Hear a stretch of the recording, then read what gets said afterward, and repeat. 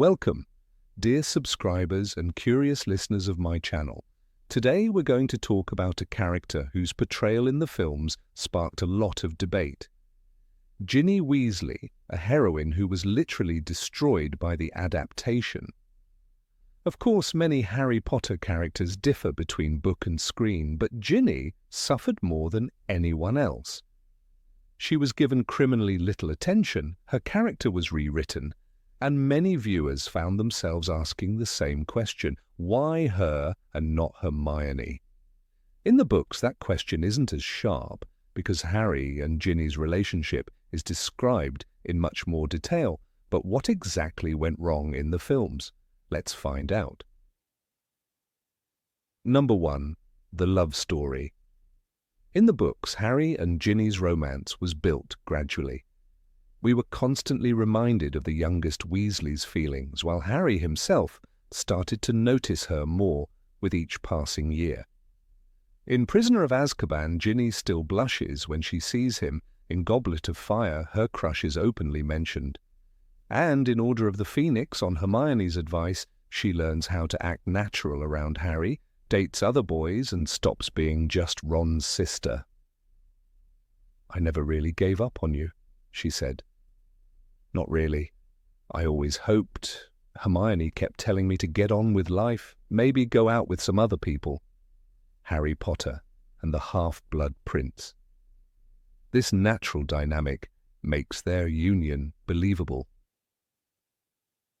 What about the films? A few glances in Chamber of Secrets, then nothing in the following movies, and suddenly a leap in Half-Blood Prince, where the director desperately tries to convince us of Harry and Ginny's romance. It comes across as weak and unconvincing. Scenes like the shoelace tying moment feel more awkward than romantic. The biggest difference is that book Harry takes the initiative himself. Fiery Ginny kisses him in front of the whole Gryffindor common room, a bold and powerful moment. In the films, their love is reduced to quiet hints and timid glances. Number 2, emotional range. The films insist on portraying Ginny as shy and restrained, but in the books, she's a completely different person: brave, lively, emotional. In Goblet of Fire, she defends Neville and embarrasses Harry and Ron in front of their friends, because they've just been turned down by the only two girls they'd have gone to the ball with. Such a cheeky line could never come from the film version of Ginny.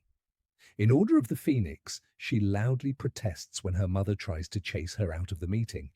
In other scenes, she jokes, argues, and teases her brother. She drives Ron mad by tripping him up in front of Fleur, or accidentally crashes into commentator Zachariah Smith during a Quidditch match. Book Ginny is the life of the party, witty, fiery, and fun. The film version is just a pale shadow. Number 3, it's in the details. Even Ginny's small appearances in the books leave a vivid impression. She laughs, chats, jokes. All those little details build the image of a bold and emotional young woman. A quote from Half-Blood Prince proves it. "What's that on your chest? Got a picture of a hippogriff?" "It's a Hungarian horntail," said Ginny calmly. "Mum thinks it makes me look tough." In the films, the character is stripped of these touches. On screen, Ginny is quiet and colourless. The difference becomes striking when you compare her with the book version, who gradually overcomes her shyness and fully blossoms. Number 4. A meaningful contribution. Yes, Ginny doesn't appear that often in the books, but her role still matters. She defends Hagrid, helps Harry contact Sirius through Umbridge's fireplace, organizes distractions, and always shows resourcefulness. "The thing about growing up with Fred and George," said Ginny thoughtfully, "is that you sort of start thinking anything's possible if you've got enough nerve." More importantly, her traumatic experience with Riddle's diary brings her closer to Harry. She's the only one who truly understands what it feels like to be possessed by Voldemort. This plotline is crucial to her depth as a character, but it's almost absent in the films. Number 5. A secondary character. It's true, Ginny really is a secondary character. In Prisoner of Azkaban, her name appears only 17 times, while McGonagall is mentioned more than 100. Even Seamus Finnegan beats her in appearances. Rowling only begins to bring Ginny out of the shadows around the 5th book. In this sense, the films are technically honest. Ginny's screen time more or less matches her presence in the books. But the problem is the filmmakers robbed her of everything that made her stand out. Her personality, her emotions, her humour. Number 6. Strength on the Quidditch pitch. Ginny's rise on the Quidditch pitch is one of the clearest signs of her talent. In Half-Blood Prince, when Harry is banned from playing, she takes his place as Seeker and leads Gryffindor to victory. "And Ginny Weasley scores! She's unstoppable today!" The commentary rings out, proving that she is more than capable of carrying the team. Later, when she returns to her natural role as chaser, she dazzles the field with her speed and accuracy. Even opponents grudgingly admit her skill. Ginny is not simply filling in for Harry, she is a star in her own right. The films erase this completely. Viewers see only a flash of her on a broom, with no sense of her victories or the reputation she builds at Hogwarts.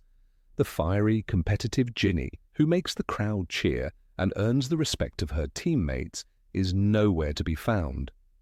In the books, Quidditch is part of her identity, proof of her drive and confidence.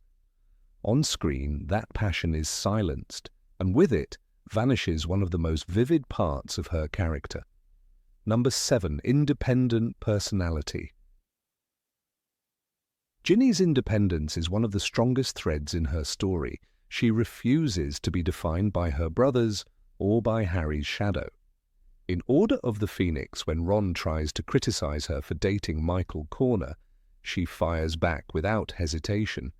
"Just because you've never snogged anyone, it doesn't mean you can tell me what to do," Ginny snapped. The sharpness of her reply leaves Ron speechless. Moments like this show a girl who will not be controlled, even by her family. She makes her own choices and stands by them. Her dating history before Harry also proves this. Ginny spends time with Michael Corner, later Dean Thomas, and never hides it. She is not waiting around, pining in silence. Instead, she lives her life, gains confidence, and only then does her relationship with Harry become natural. Rowling uses this to show her growth into a young woman with agency. The films strip all of this away. On screen, Ginny exists only in relation to Harry, her own path erased. But, in the books, she is independent long before their romance begins. Number 8. Participation in Dumbledore's army. In Order of the Phoenix, the formation of Dumbledore's army becomes a turning point for Ginny. She is no longer the quiet girl in the background, but one of the most capable members of the secret group. When Harry begins teaching defensive spells, Ginny proves her skill quickly. She masters the Bat-Bogey Hex so effectively that even the older students are impressed. "Ginny's Bat-Bogey Hex is famous," said Ron proudly. This is not just praise from a brother, it is recognition that Ginny has earned her place among the strongest young witches. Her role in the DA is not passive. She trains with intensity, determined to be ready for the coming fight. In the Ministry of Magic battle, it is Ginny who breaks into the Hall of Prophecy with the others, holding her own against Death Eaters. Rowling makes it clear that Ginny's presence there is not an accident. She belongs in that fight. "I'm 3 years older than you were when you fought you-know-who in the Chamber of Secrets," she tells her brothers hotly. She demands to be treated as an equal, and her actions prove that she is. The films reduce this to almost nothing. Ginny stands quietly in the background of training scenes, her voice lost, her skills unseen. Viewers never learn that she was one of the most powerful members of Dumbledore's army, a fighter whose hexes became legendary. Without these moments, the film audience misses the transformation that happens in the books, the moment when Ginny Weasley steps out of her brother's shadows and becomes a warrior in her own right. Number 9. Voice of reason for Harry. Ginny is often the one who cuts through Harry's storm of anger and fear. In Order of the Phoenix, when he isolates himself after Mr. Weasley's attack, she confronts him directly. "Well, that was a bit stupid of you," said Ginny, angrily. "Seeing as I'm the only person you know who's been possessed by you-know-who, and I can tell you how it feels." Her blunt honesty shocks Harry into silence. She doesn't coddle him, but she gives him something he desperately needs: clarity. It is a moment of maturity that even Ron and Hermione cannot provide. This role as Harry's anchor is not limited to serious moments. Ginny also uses humour to break his tension. When others hesitate around him, she is unafraid to tease. In Half-Blood Prince, she mocks his sudden celebrity after the Quidditch match. "You've never been more fanciable," she said, as Harry struggled not to grin. "You're like a hero now, Harry."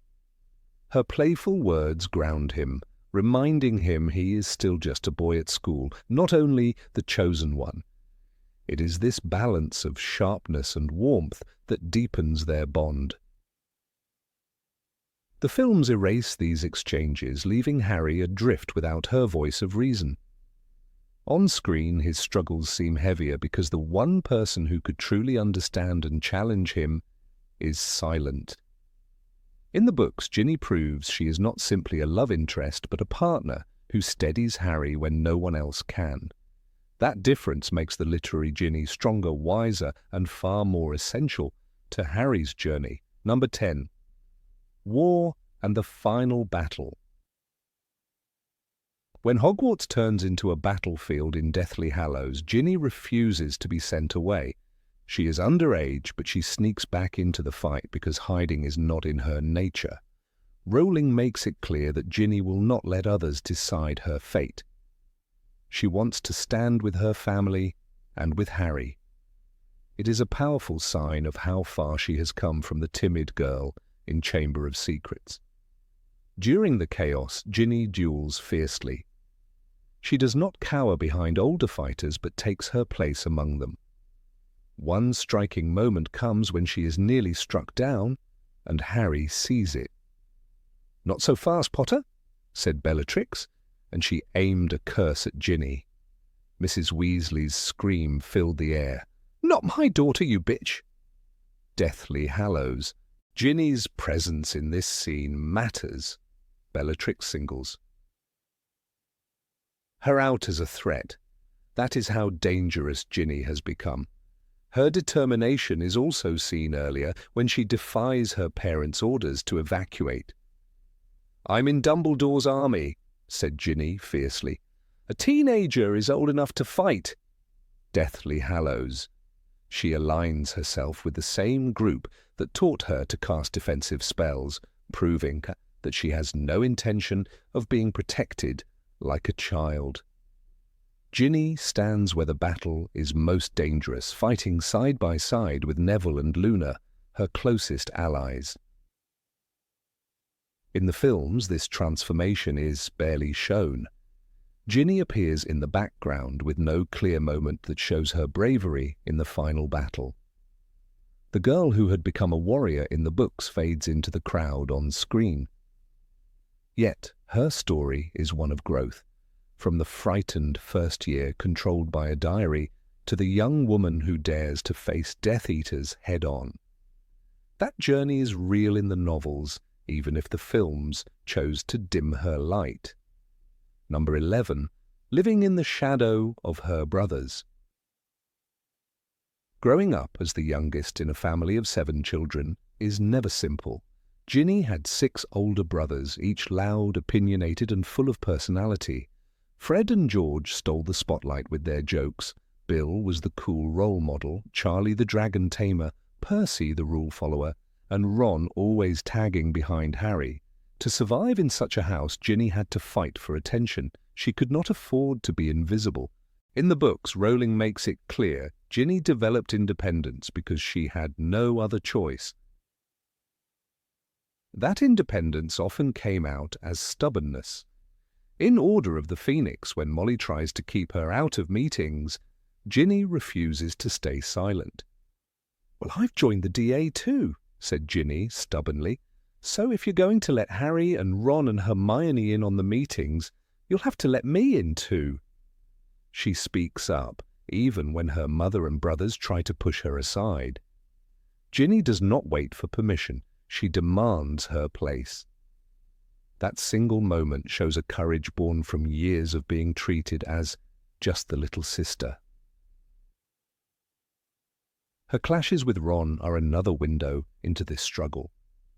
Ron tries to lecture her about dating Dean Thomas, but Ginny explodes in anger. Just because he's never snogged anyone in his life, just because the best kiss he's ever had is from our Auntie Muriel. Ron is silenced, red-faced, and humiliated. Ginny's words are sharp, but they reveal a girl who refuses to let her brother control her life. It is a small rebellion, but it speaks volumes. She is not a shadow, she is someone determined to step out into the light. In the films, all this vanishes. Ginny drifts in the background, her voice lost among her brothers. The audience never sees the daily battles that shaped her strength. She is not shown pushing back or defending her choices or fighting for her independence. Instead, she becomes a quiet figure, defined by who she loves rather than who she is. The books make her rise from the shadow of 6 brothers. The films leave her trapped inside it. Number 12. Sense of humour and sarcasm.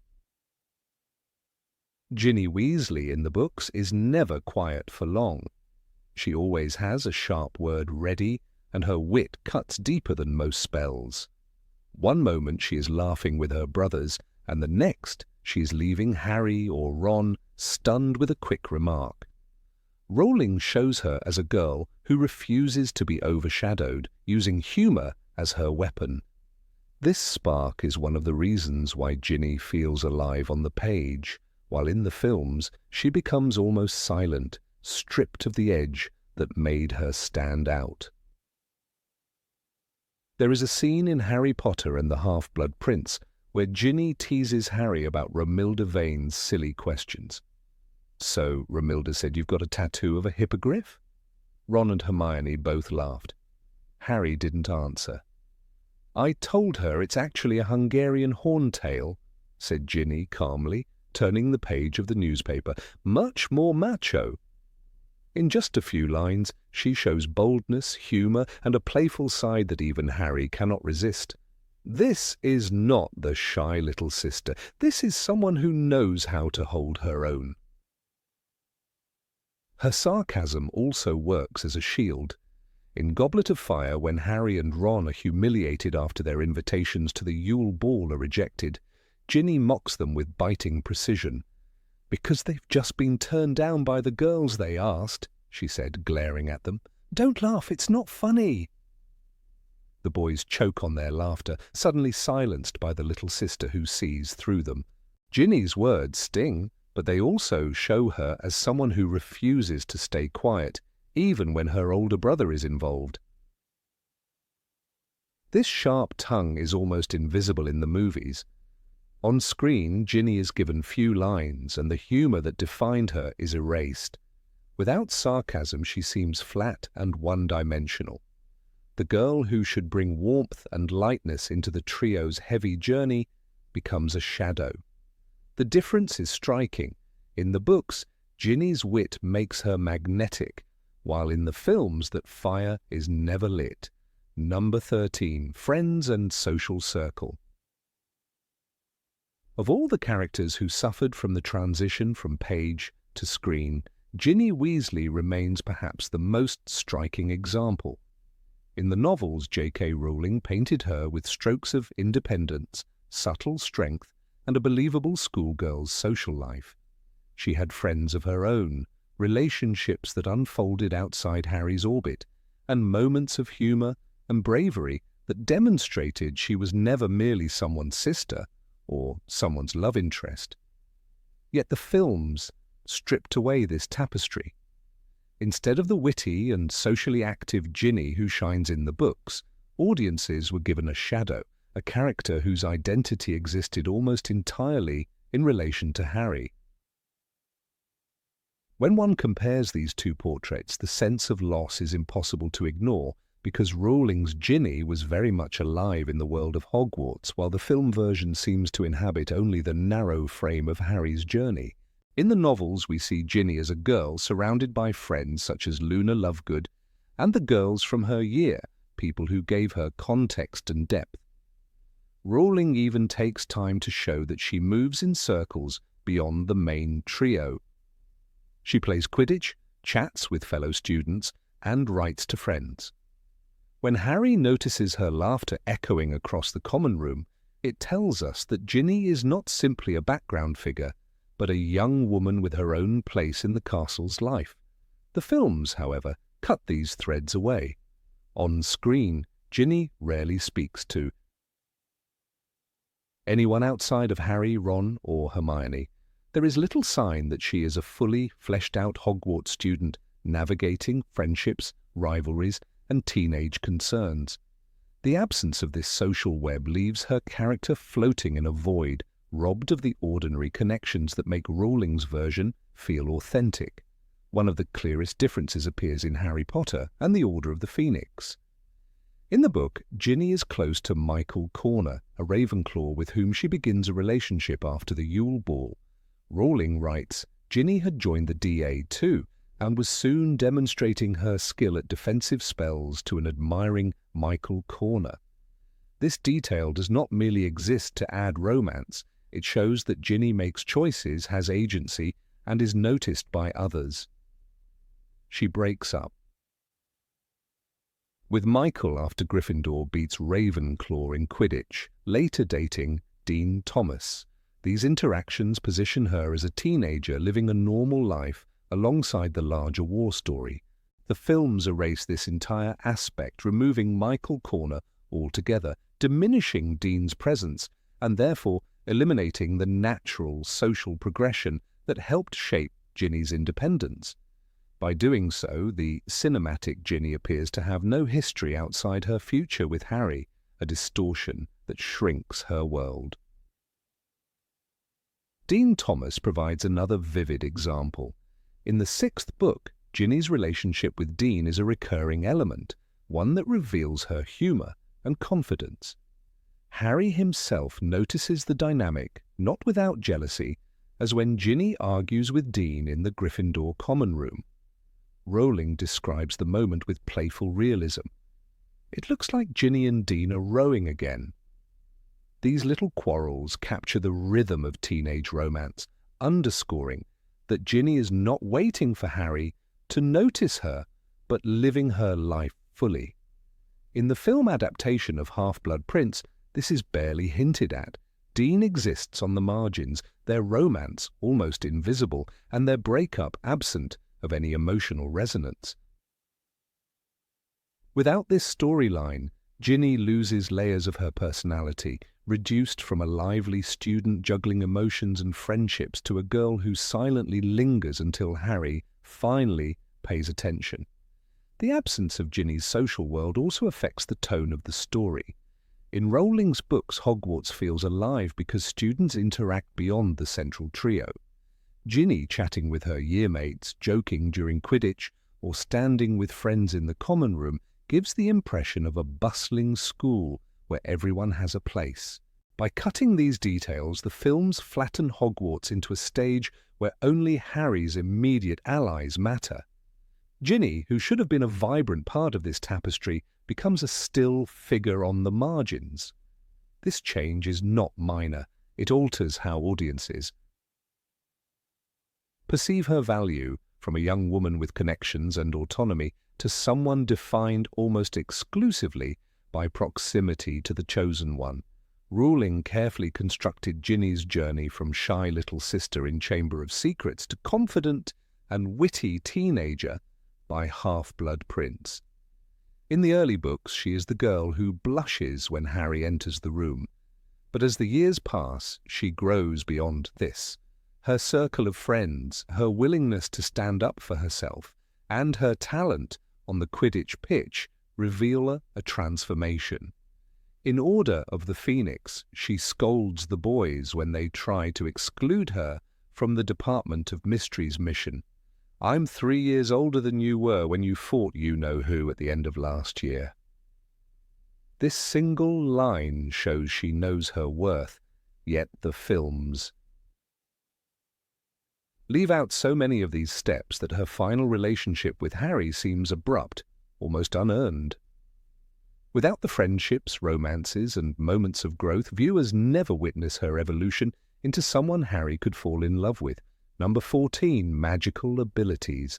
In the original pages of J.K. Rowling's saga, Ginny Weasley emerges not as a shadow behind her famous brother or as a mere love interest for Harry Potter, but as a witch with undeniable magical power.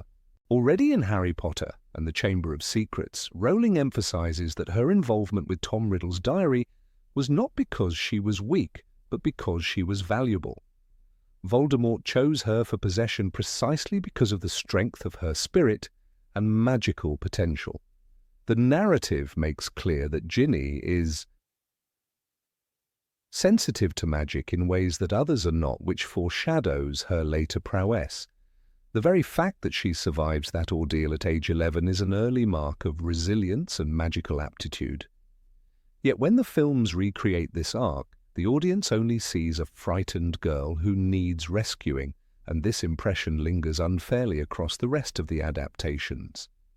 As the series continues, Rowling repeatedly underlines Ginny's combat skill.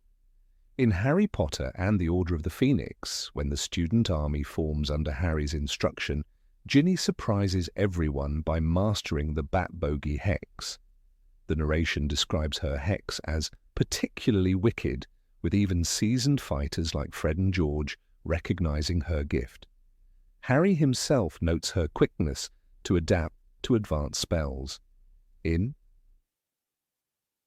the book, Ginny is not a background figure at Dumbledore's army meetings. She is a star pupil whose determination and ability set her apart. By contrast, the films render these gatherings as moments where Ginny simply blends into the crowd, almost interchangeable with students like Lavender Brown or Hannah Abbott.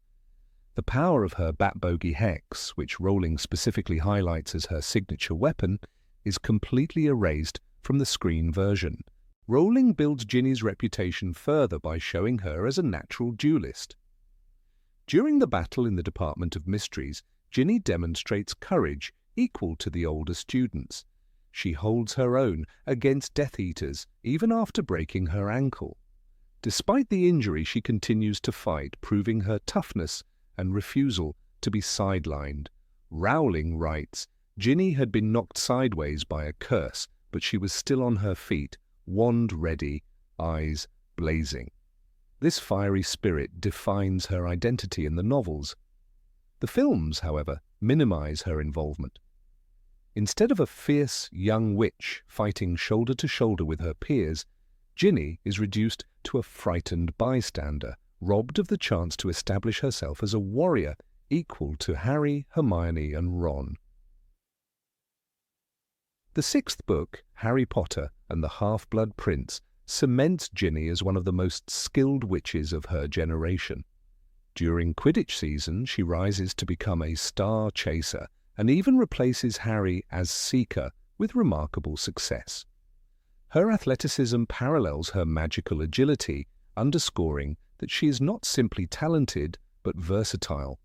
In one scene, Rowling writes that Ginny was the one who scored 4 goals in a row, leaving the other team completely disoriented. This isn't just a description of sports, it is proof of her ability to focus, strategize, and outwit opponents. On screen, however, Ginny's Quidditch career is barely shown. Viewers receive almost no sense of why Harry would admire her for her talent or why other students treat her with respect. The novels also emphasize Ginny's ability to act independently, even against authority figures. When Dolores Umbridge imposes her rule at Hogwarts, Ginny is among the leaders of student resistance. She participates in the Joke Products campaign, coordinates with Fred and George, and ensures that rebellion remains alive. Rowling carefully writes her as witty, bold, and unafraid of confrontation. The thing about growing up with Fred and George, Ginny says in the book, is that you just learn how to defend yourself. This line is important because it highlights her environment of constant challenge, which sharpened her instincts and magical creativity. Yet the films give Umbridge's downfall to other characters and leave Ginny silent in the background, stripping her of the authority that the novels insist upon. By the time the final battles approach, Rowling positions Ginny as someone whose magical skills rival those of the central trio. In The Half-Blood Prince, during the confrontation with Death Eaters at Hogwarts, Ginny is not only present but effective. She is described as hurling curses with precision, protecting others while standing her ground. Even Harry acknowledges her ability when he notices her ferocity and speed in combat. Rowling writes that Ginny's spells were so fast and accurate that Harry could barely keep track of them. This recognition is crucial. It explains why Harry begins to see her as his equal, not just emotionally, but also in the field of battle. The films, however, nearly erase this scene, showing her as someone standing behind Harry without the same vigor or ferocity. The seventh book, Harry Potter and the Deathly Hallows, continues this portrayal. Ginny is among the core group that fights to defend Hogwarts against Voldemort's forces. Though still underage, she refuses to be sidelined. Her determination mirrors Harry's own bravery, and her skill with offensive magic makes her presence invaluable. In the novels, she duels with Death Eaters and protects younger students. The narration makes it clear Ginny is no longer a child but a young warrior. Yet in the film adaptation, her role in the final battle is trimmed to almost nothing. She barely casts a spell, her voice drowned out by others, her combat erased from the visual record. The viewer sees no evidence of the witch who in the books fought with such conviction. Number 15, Wasted Potential. Harry Potter's universe gave us unforgettable characters whose depth was carefully constructed by J.K. Rowling across 7 books. Ginny Weasley was one of those characters, introduced as the youngest in the Weasley family and the only daughter among 7 siblings. In the books, her growth is remarkable, from the shy girl in the Chamber of Secrets to the powerful witch who stands her ground in the Battle of Hogwarts. Yet in the films, this arc vanishes almost completely. What could have been a strong, witty, bold heroine ends up reduced to a supporting shadow, standing awkwardly behind Harry without any real presence. This absence is not subtle. It distorts how the audience perceives her relationship with Harry, raising questions that the books answered but the films never bothered to address. Rowling crafted Ginny as a girl with fire in her veins, a mix of courage and sarcasm that matched Harry's resilience. In The Order of the Phoenix, she openly challenged anyone who doubted her strength, reminding Harry himself that she had fought Voldemort before. Rowling writes, "The thing about growing up with Fred and George is that you sort of start thinking anything's possible if you've got enough nerve." This line captures Ginny's essence, witty, brave, unafraid to stand shoulder to shoulder with her brothers. The films, however, erase these sparks. Bonnie Wright, who played Ginny, was given almost no material to embody this personality. Viewers never see her develop into the sharp, confident witch that made Harry fall for her. Instead, film Ginny feels like an empty space where a fully realized character should have stood. The true tragedy of cinematic Ginny lies in the Chamber of Secrets.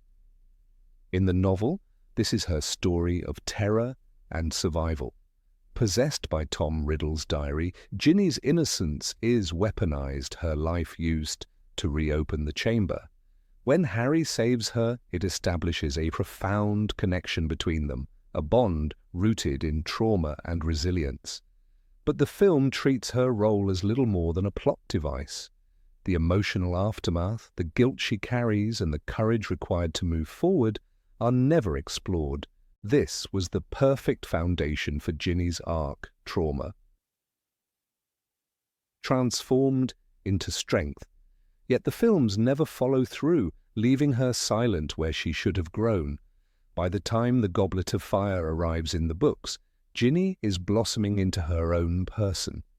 She begins dating, asserting independence, no longer standing in Harry's shadow. Rowling ensures we see her sharp humor and fierce loyalty, even when she steps aside as Harry battles through the Triwizard Tournament.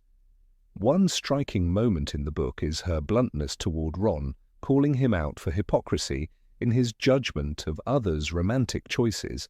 But in the film she barely appears at all. The adaptation misses every chance to show that Ginny is not waiting around for Harry, but carving out her own place in the world. This independence is precisely what makes her eventual romance with Harry believable. On screen, however, nothing of the sort exists, leaving viewers puzzled when she suddenly becomes the chosen partner. When the Order of the Phoenix unfolds, Ginny in the books is fiery, competent, and an active member of Dumbledore's army. She helps lead defensive spells, shows her quick wit in exchanges with others, and becomes a force in her own right. Rowling portrays her casting the Bat Bogey Hex with such skill that even seasoned wizards respect her talent.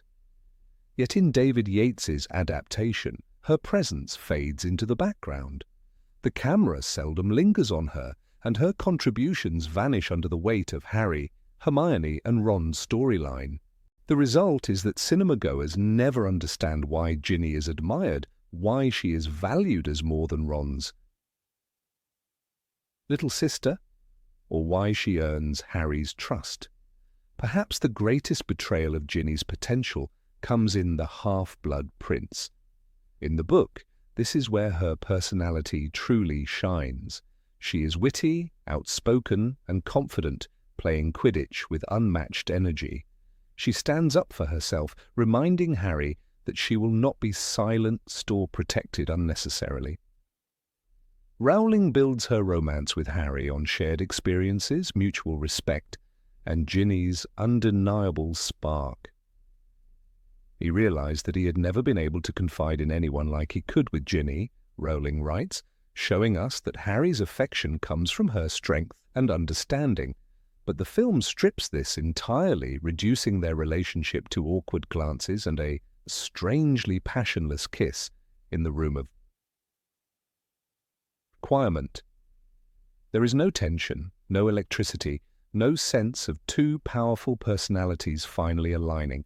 Instead, it feels forced, leaving audiences scratching their heads at why Harry falls in love with her at all. The filmmaker's decision to sideline Ginny becomes glaring during the Deathly Hallows. In the books, she is a fighter until the very end, refusing to be left behind, choosing to stay and battle when Hogwarts becomes the stage of war. She is present during the most important fight of their generation, risking everything alongside her family and friends. Rowling does not forget her. Ginny's presence is woven into the tapestry of resistance. Yet the films practically erase her role. She becomes a background figure in a story that should have highlighted her bravery. Viewers do not see the culmination of her growth from frightened child to fierce warrior.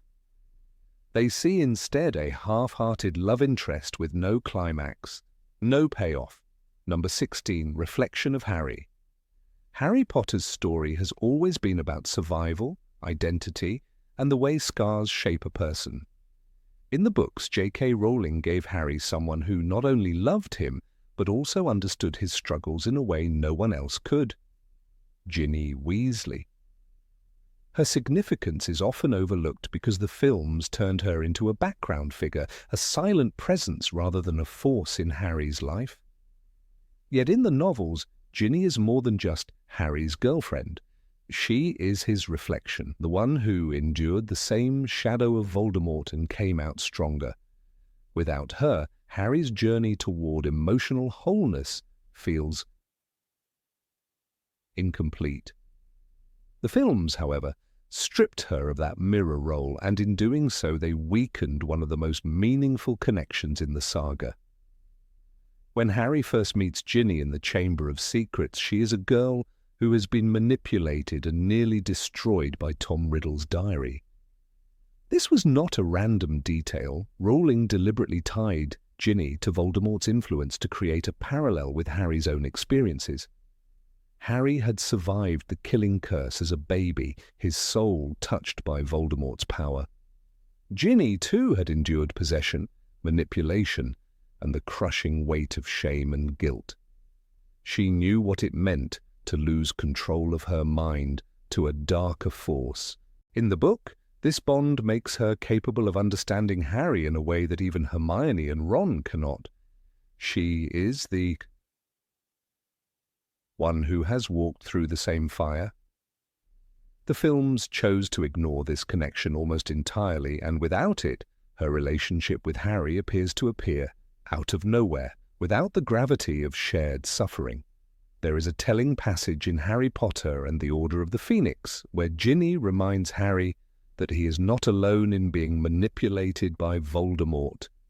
"You don't know how it feels," he cries, haunted by visions of the Dark Lord in his mind. Ginny responds, "Yes, I do. You don't remember what I told you? Tom Riddle made me do things I didn't want to do. He made me write things I didn't want to say. He put his soul inside me." This moment is crucial because it places Ginny as Harry's equal in trauma, not just a bystander. Rowling gives her the power to claim her. Survival, to show Harry that his pain is not unique, that he can lean on someone who has lived through the same kind of darkness. Yet in David Yates's films, this exchange is nowhere to be found. Ginny remains silent, her trauma erased, and Harry is once again presented as utterly alone in his struggle. The loss of this parallel is not only damaging to Ginny's character but also to Harry's arc. In the books, Harry does not marry someone who simply adores him. He marries someone who understands the burden of being marked by Voldemort. Ginny's presence symbolizes healing because she demonstrates resilience. She has been through the worst and rebuilt herself into someone stronger, funnier, and unafraid to stand up for herself. By erasing her history, the films reduce their romance to a shallow subplot, an obligation rather than a natural progression of Harry's emotional journey. Take, for example, Ginny's development in Order of the Phoenix. In the novel, she is fiery, sarcastic, and quick to defend her opinions, even against Hermione or Ron. When Harry is trapped in self-pity, she is the one who reminds him that others have fought battles too. Her sense of humor becomes a survival tool, and her talent on the Quidditch pitch proves her courage matches his.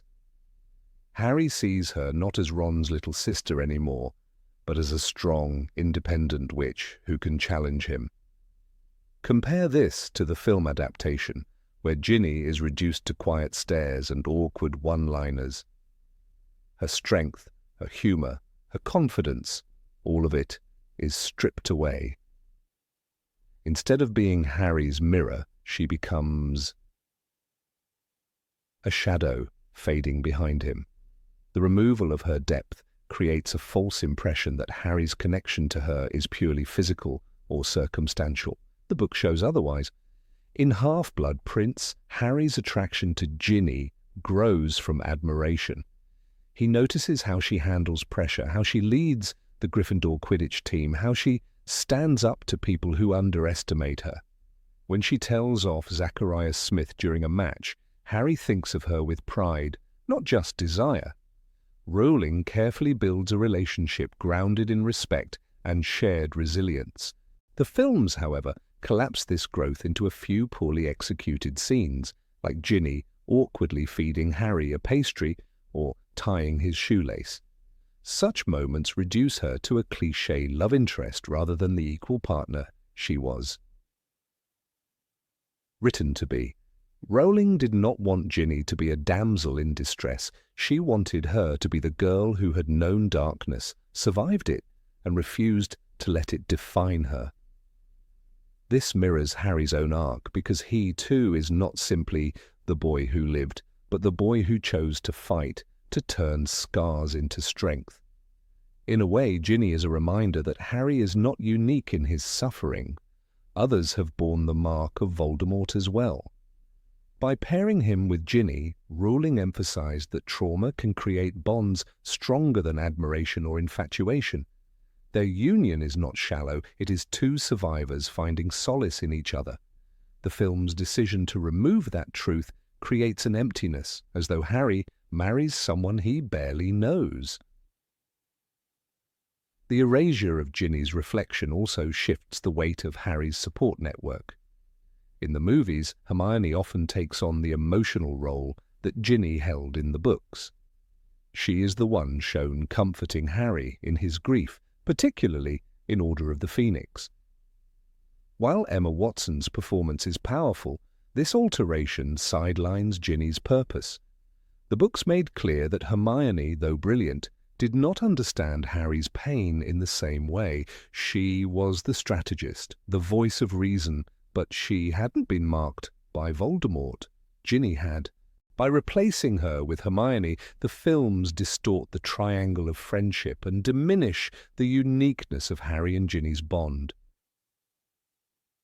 The Chamber of Secrets should have been the anchor of this narrative. Ginny's possession was not just a dramatic plot twist, it was her initiation into Voldemort's shadow. Rowling intended for this to echo through the series, influencing her growth and her connection to Harry. Instead, the films treated it as a one-time scare, never revisiting its consequences. By the time Ginny reappears in later films, that history is forgotten.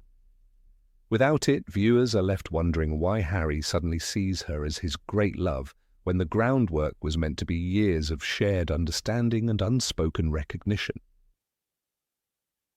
Even small scenes in the books reveal Ginny's strength as Harry's counterpart. In Half-Blood Prince, when Harry breaks up with her to protect her from Voldemort, Ginny accepts his reasoning with remarkable maturity. She tells him, "I never really gave up on you." It is not a statement of dependence, but of resilience, a refusal to let fear control her choices. In this moment, she mirrors Harry's own refusal to surrender to Voldemort's terror. The films reduce this breakup to a vague, emotionless conversation, robbing both characters of their depth. The absence of Ginny's voice in these crucial moments flattens their love story into something perfunctory. Harry's battles are never just physical, they are internal wars with fear, anger, and guilt. Ginny, in the books, becomes the reminder that he does not fight these alone. Her presence validates his pain and shows him that it can be survived. When she stands at his side in the Battle of Hogwarts, she is not merely a token girlfriend, but a symbol of shared defiance. She is the girl who was once a victim of Voldemort, but chose to fight against him until the very end. The films do not give her this dignity. They position her on the sidelines, silent and unnoticed, when she was meant to be Harry's equal in spirit. What is lost, then, is not only Ginny's character, but Harry's healing. Without her reflection, his story in the films is lonelier, more tragic, but also less authentic. Rowling did not want him to stand alone. She wanted him to find someone who knew his demons and loved him not despite them, but because of the strength they forged. Ginny was not a consolation prize or a narrative convenience. She was the girl who understood the weight of darkness and chose to rise anyway. Their bond was never about surface attraction. It was about recognition, survival, and the quiet strength of two souls marked by the same shadow. Number 17, Road to Leadership. In J.K. Rowling's books, Ginny Weasley emerges slowly but steadily from the shadow of her 6 older brothers, finding her voice and identity in a family where strong personalities dominate every room.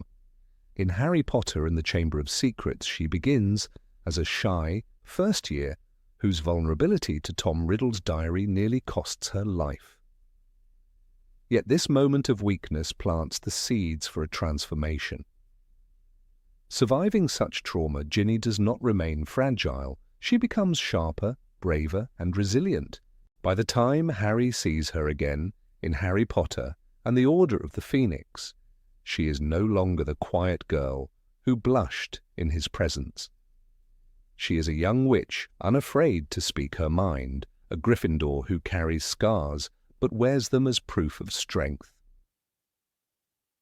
Rowling writes, "The thing about growing up with Fred and George is that you sort of start thinking anything's possible if you've got enough nerve.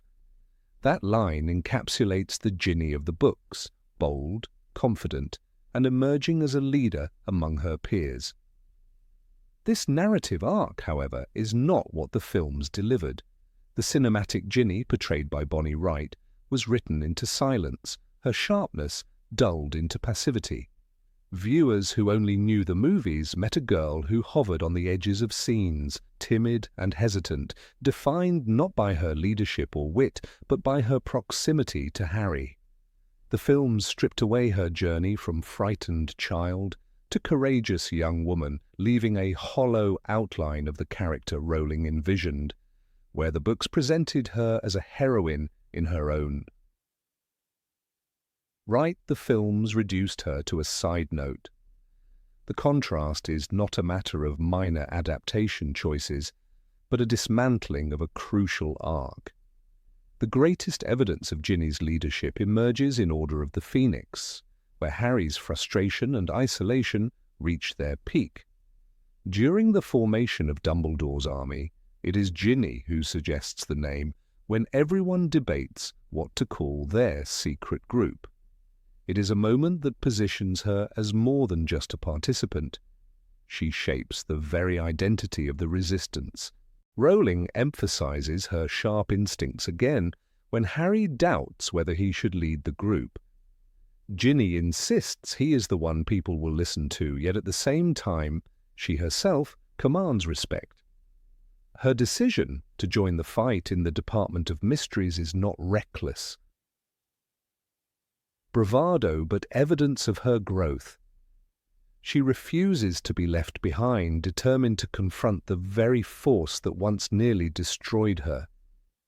This is the path of a leader, someone who has earned her place among the central figures of the story. The films render these moments invisible. When the students gather to form Dumbledore's army in Harry Potter and the Order of the Phoenix, Ginny stands quietly in the background, her role minimized to almost nothing. The name Dumbledore's army seems to materialize from nowhere in the film, erasing Ginny's contribution and the authority she earns by speaking up. Instead of being part of the conversation, she becomes another face in the crowd. To deny her this role is not just a missed opportunity, but a rewriting of the hierarchy among the younger generation. The films reshape her into an observer, not a participant, and the loss is felt deeply by readers who know what was meant to unfold. By Half-Blood Prince, Rowling gives Ginny her most decisive moments. She is not merely Harry's love interest. She is a fighter, a Quidditch star, a voice who challenges even Hermione when she disagrees. One of the most telling examples comes when Hermione criticizes Harry for using the Sectum Sempra spell, while Ginny retorts sharply, defending Harry with words that cut through the tension. Her boldness does not stem from naivety but from experience and confidence, qualities that separate her from others in the group. Harry, noticing her independence, begins to see her not as Ron's little sister, but as someone whose spirit mirrors his own. This is why their relationship in the books resonates. Ginny earns her place at his side, not because the narrative forces it, but because she rises as an equal in courage and conviction. The adaptation, however, betrays this dynamic. In the film version of Half-Blood Prince, Ginny is presented as quiet, almost awkward, her romance with Harry framed through hesitant gestures rather than a recognition of shared fire. The infamous shoelace scene where she kneels to tie Harry's shoe symbolizes the filmmaker's misunderstanding of her essence. In the books, Ginny never diminishes herself before Harry. She challenges him, argues with him, and stands shoulder to shoulder with him. Yet the films depict her as submissive, someone waiting for Harry to notice her, rather than a young woman who commands attention naturally. The spark of leadership is extinguished, leaving behind a caricature of timid affection. Rowling's Ginny thrives in chaos. During the battle in the Department of Mysteries, she holds her own against Death Eaters, fighting with ferocity despite her youth. The experience leaves her injured but unbroken, evidence of her courage under fire. Later, at the Battle of Hogwarts, she insists on fighting despite her mother's protests, demanding the right to stand with her peers and defend her school. Her arc comes full circle here. From a girl once trapped beneath the shadow of Tom Riddle, she becomes a warrior who chooses to confront Voldemort's forces head-on. The Ginny of the books does not wait for permission to act. She claims her place as a leader in the woods. Struggle. The films again silence her.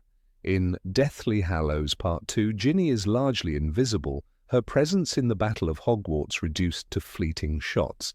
She does not command scenes, she does not argue, and she does not demonstrate the fiery determination that defines her in the books. Even her romance with Harry feels underdeveloped, lacking the intensity and mutual recognition of strength that Rowling crafted.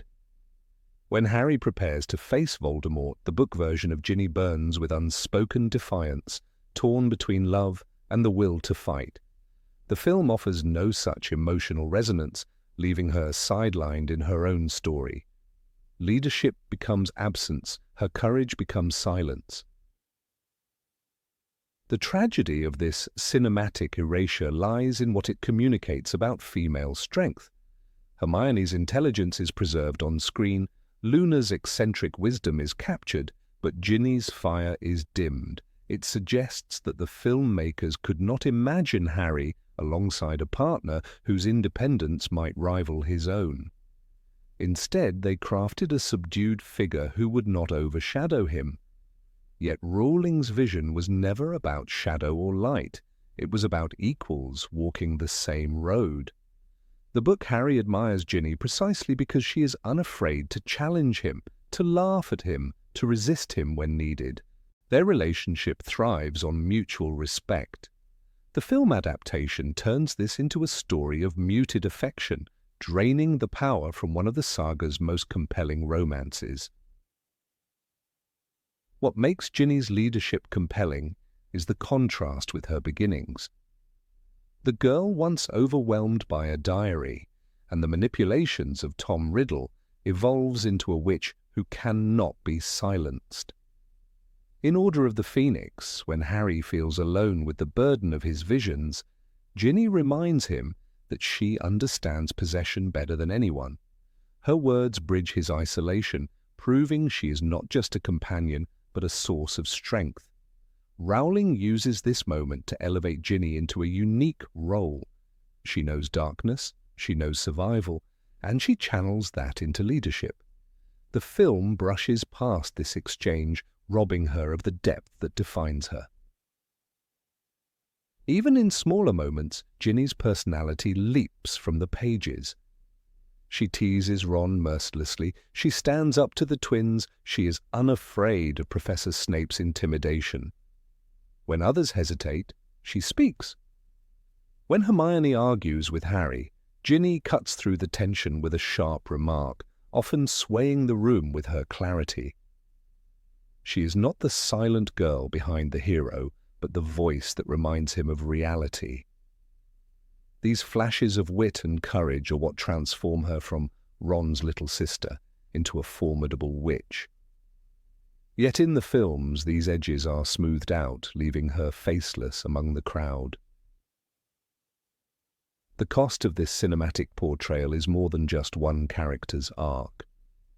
It alters the message of the entire saga.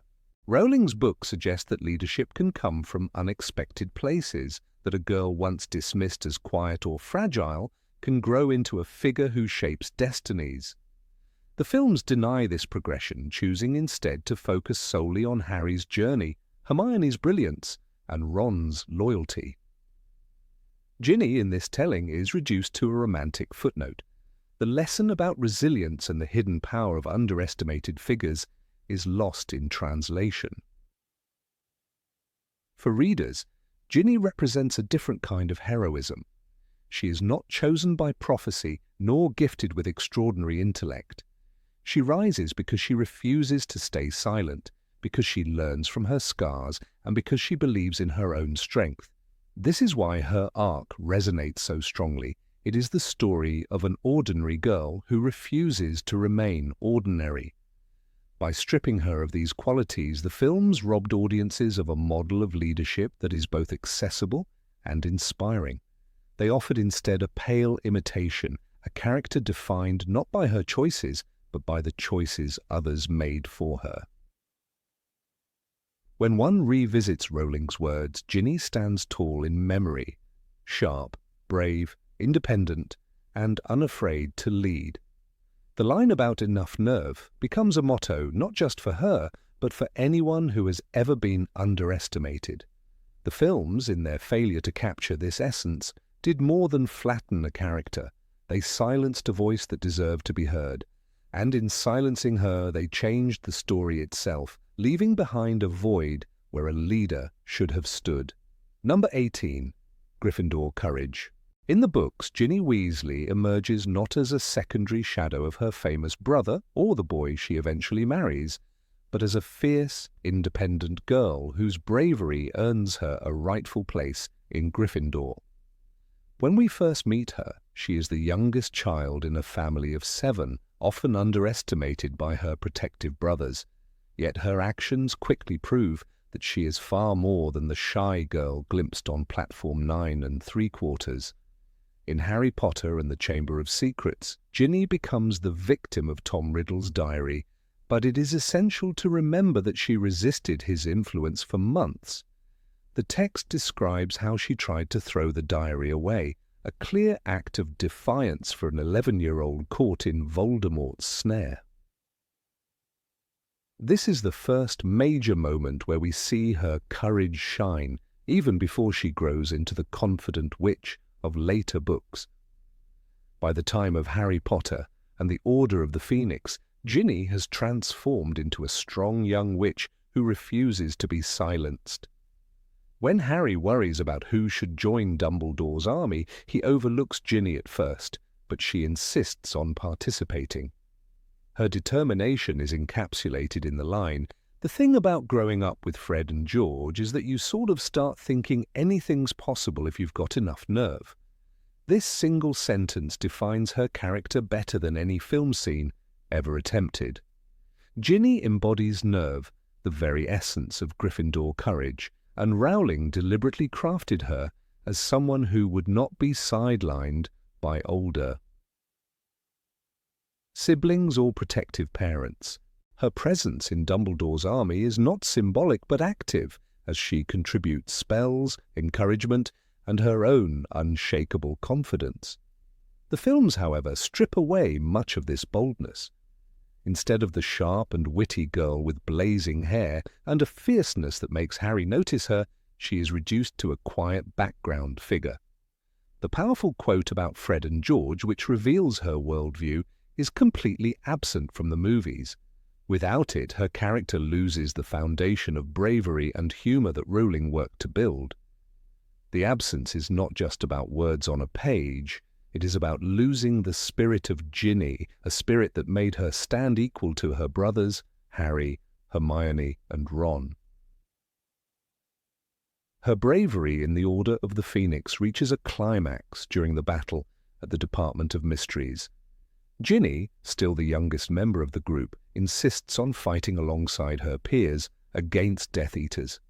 She is injured in the fray, but her refusal to stay behind proves her determination. The book paints her as unflinching even in the face of Bellatrix Lestrange and Lucius Malfoy. Yet in the film adaptation, Ginny's presence is barely noticeable, overshadowed by Harry, Hermione, and Luna. The cinematic version robs her of this defining trial, leaving viewers with the impression of a timid schoolgirl rather than a fighter willing to risk her life. Rowling's text also makes Ginny a vocal critic of injustice. When Professor Umbridge takes control of Hogwarts, Ginny is not one to hide. She actively participates in rebellious acts and helps form Dumbledore's army. Her voice is loud, her defiance clear. She mocks authority when it deserves ridicule and shows no hesitation in opposing tyranny. In the film, she is nearly mute during this period. The girl who, in the books, is capable of producing a powerful bat-bogey hex, admired even by her brothers, is replaced by a character so silent that many casual viewers forget she is even in the room. This silence becomes a betrayal of the fiery Ginny that readers grew to respect. One of the clearest demonstrations of Ginny's courage appears in Half-Blood Prince. When Death Eaters infiltrate Hogwarts at the end of the year, Ginny is among those who remain to fight. She does not hesitate, and Harry trusts her enough to be at his side. The text emphasizes her role in this defense, positioning her as a warrior in her own right. Ginny fought hard beside Neville and Luna, showing no fear as curses flashed across the Great Hall. Here she is not a shadow of anyone but a leader among peers. Yet the film adaptation reduces her to a passive character whose most notable scene involves awkwardly tying Harry's shoelace. The contrast is staggering and painful to any reader who remembers the girl blazing with Gryffindor courage. Her role in the final book, Deathly Hallows, is even more telling. While many students flee Hogwarts or hide during Voldemort's takeover, Ginny stays. She chooses to remain in the castle, helping Neville Longbottom and Luna Lovegood revive Dumbledore's army. They turn the Room of Requirement into a sanctuary, resisting tyranny from within. Ginny could have chosen safety. Her parents certainly would have preferred that. Instead, she proves again that she belongs to Gryffindor. She chooses danger, resistance, and solidarity.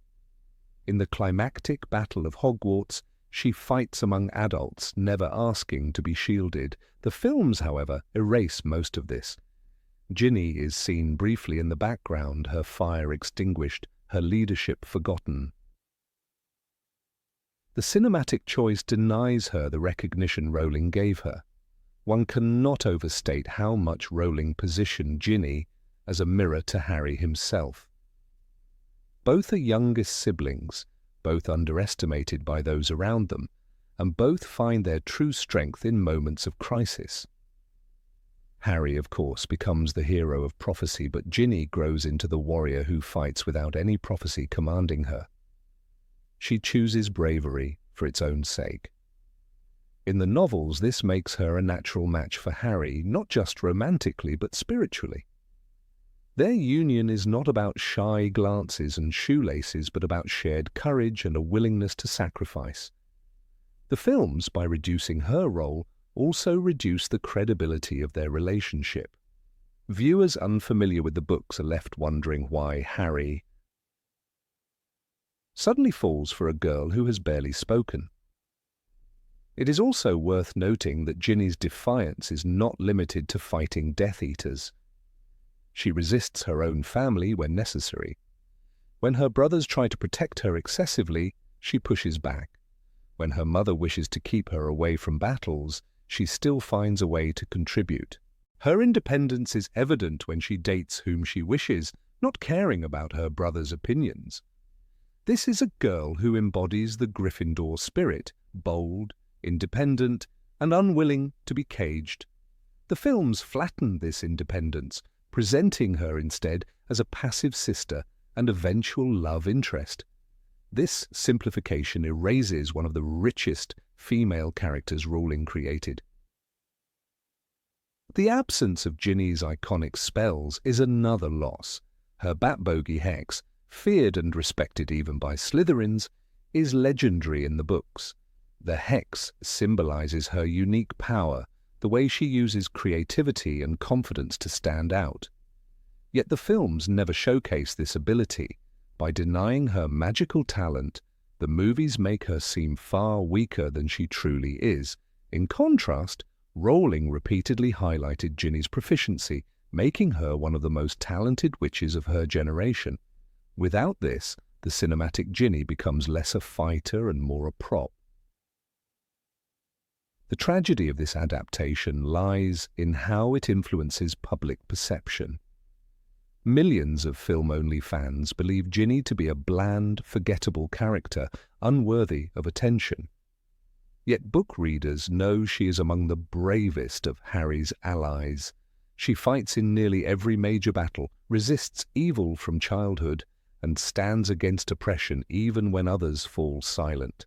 Her courage is not theatrical but steady, woven into her every choice.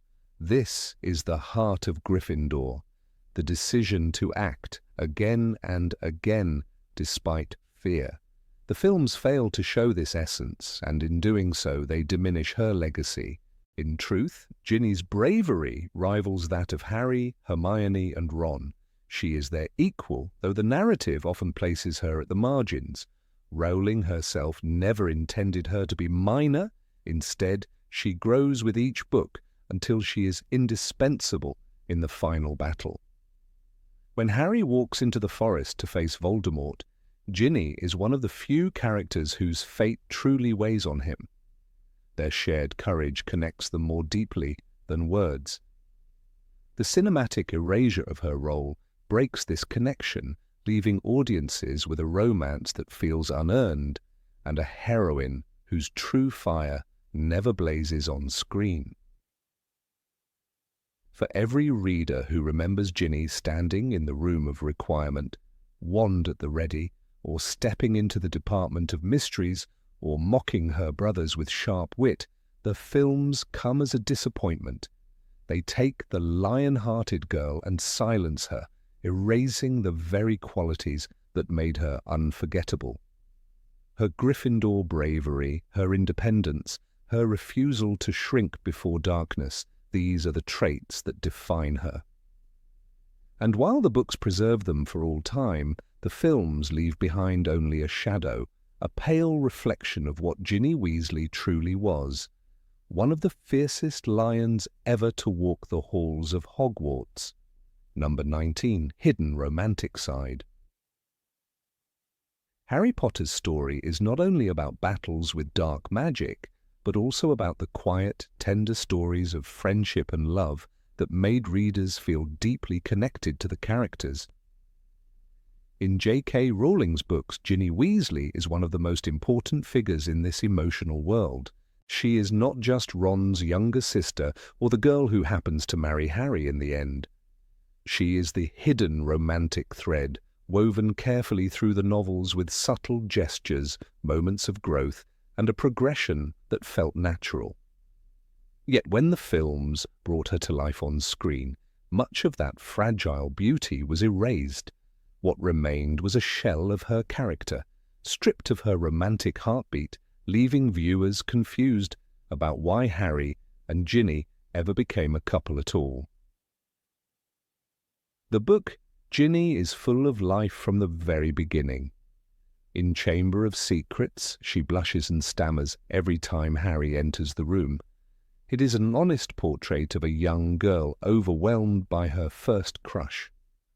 Rowling adds a particularly charming detail. Ginny tries to send Harry a Valentine's Day card, a small act of courage that reveals her sincerity. The line in the book captures the awkward sweetness. His eyes are as green as a fresh pickled toad. His hair is as dark as a blackboard. I wish he was mine, he's truly divine, the hero who conquered the Dark Lord. This is not merely comic relief, it shows that her affection, though clumsy, is heartfelt. Readers sense that this is the beginning of something real. In the movies, however, this defining moment never appears. The absence of the Valentine removes a key part of her early character, erasing the vulnerability that made her love story believable. Rowling carefully nurtures Ginny's growth across the series. In Prisoner of Azkaban and Goblet of Fire, she begins to control her emotions, showing maturity beyond her years. Hermione even advises her to stop waiting for Harry to notice her, to go out with other boys and learn to be herself. Ginny takes this advice to heart. She dates Michael Corner and later Dean Thomas, proving that she is not just passively waiting for Harry. When Rowling writes Ginny was now a regular visitor to the library with Michael Corner, it is not simply a passing line. It is proof that Ginny is her own person, independent and confident enough to explore relationships. This arc is entirely missing from the films. Instead, movie Ginny hovers silently in the background, speaking few lines, never displaying the confidence or humor that defined her in the books. One of Ginny's greatest strengths in the novels is her wit. She's not afraid to challenge Ron, tease Harry, or add humor to dark situations. In Order of the Phoenix, when Ron criticizes her for joining Dumbledore's army, she retorts, "Well, you can't stop me. I learned to fight at the age of 11 when you wouldn't let me join you in the chamber." This line is sharp and fearless. It demonstrates her courage and independence, qualities that make her attractive to Harry. In the films, such moments of wit and defiance are almost entirely erased. Instead of a girl who asserts her place, she is reduced to an extra in the background, defined only by brief glances and awkward silences. The loss of her humor is devastating because it was this spark that made readers fall in love with her alongside Harry. By the time of Half-Blood Prince, Ginny in the novels has transformed into a strong, confident young woman admired by many at Hogwarts. Her Quidditch skills are legendary. She steps in as seeker when Harry cannot play, and she shines as a natural athlete. Rowling writes she was the best player, the crowd loved her, and she flew like a fiery arrow across the pitch. This athleticism is more than just sport. It shows her independence, her capability, and her fiery nature. It is no coincidence that Harry finally begins to notice her when she is at her strongest, yet the films barely show. Ginny's Quidditch talent, her skills are reduced to a footnote, leaving audiences with no sense of why she commands admiration or why Harry suddenly looks at her differently. Without Quidditch, the films rob Ginny of one of her most defining traits. The romantic build-up between Harry and Ginny in the books is one of subtle gestures. Rowling fills the pages with details that reveal Harry's shifting feelings, the moment he smells her perfume in Slughorn's office, the pang of jealousy when she is with Dean, and the electric spark when he finally kisses her after a Quidditch victory. Rowling describes Harry's inner thoughts vividly. He could not quite believe what had just happened, but Ginny was there in his arms, and he knew at that moment that nothing else mattered. This is the culmination of years of silent admiration and gradual connection. In the films, this entire build-up vanishes. Their first kiss in the room of requirement is devoid of energy or context. The kiss is presented without the years of longing and without the Quidditch triumph that made it so powerful. It feels random, leaving the audience bewildered rather than moved. The erasure of Ginny's romantic arc in the films is most painful. in the absence of small gestures. In the books, Ginny often shares fleeting moments with Harry, smiles across the common room, supportive words when he is struggling, and bravery when standing by his side. These are the details that make a romance come alive. One unforgettable example is in Order of the Phoenix, when Ginny is the only one able to comfort Harry after his vision of Sirius's torture. She gently reminds him, "You're not the only one who has lost someone to Voldemort." This connection, born of shared pain, binds them in a way no spell could. In the films, this crucial exchange is deleted. Without such details, the romance becomes hollow, stripped of the emotional depth that readers cherished. The contrast between book Ginny and film Ginny becomes stark when we look at how other characters were adapted. Hermione's intelligence, Ron's humour, and even Neville's bravery were preserved and often highlighted. Ginny, on the other hand, fades into obscurity. Her screen presence is so minimal that some viewers hardly notice her until the filmmakers suddenly push her into Harry's arms. It is not the fault of actress Bonnie Wright, who worked with the limited script she was given. The fault lies in the adaptation choices that stripped Ginny of her agency, wit, and warmth. By removing the romantic groundwork, the films made her appear like a last-minute addition rather than the destined partner readers had long anticipated. Ginny's invisibility in the films also distorts Harry's character. In the books, Harry's attraction to Ginny reveals his longing for normalcy, for someone who understands both his pain and his desire for joy. Rowling writes in Half-Blood Prince, "His insides were writhing like snakes, and he knew he couldn't pretend any longer. He wanted Ginny." This passion humanizes him, showing that even the boy who carries the weight of prophecy can yearn for love. In the films, without Ginny's development, Harry's romantic side is stunted. His feelings appear sudden and unexplained, leaving audiences unable to understand why he chooses her over others. The tragedy of Ginny's erasure is not only about romance, it is about how female characters are represented in adaptations. Book Ginny is brave, witty, independent, and full of life. She is not defined solely by Harry. She grows into herself and then becomes his equal partner. Film Ginny, however, is flattened into a quiet shadow. The message this sends is troubling. A rich female character can be minimized until she becomes invisible, even in a story where she was meant to shine. For readers who saw themselves in Ginny, awkward, vulnerable, but ultimately strong, this loss feels personal. What makes this erasure so frustrating is how simple it would have been to preserve Ginny's depth.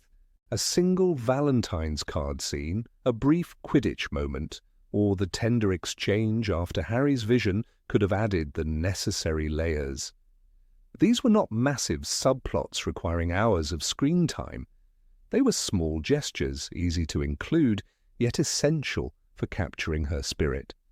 By neglecting these details, the filmmakers stripped away the gradual development that makes love stories resonate. They gave us a hollow version of a romance that was once filled with sparks. The absence of Ginny's growth also robbed the series of one of its strongest parallels. Just as Harry grows from an insecure boy to a confident leader, Ginny grows from a shy girl into a fearless young woman. Their arcs mirror each other, converging in their love. This symmetry is one of Rowling's most elegant storytelling choices, yet the films completely ignore it. Without Ginny's journey, Harry's feels less complete. He finds victory against Voldemort, but his emotional fulfillment appears forced, lacking the authenticity readers found in the books. Looking back, the film's treatment of Ginny is one of the greatest failures of the adaptation. It is not only that her romance with Harry was underdeveloped, it is that her entire essence was removed. Viewers were denied the blushes, the wit, the Quidditch triumphs, the Valentine's card, and the subtle smiles that made her real.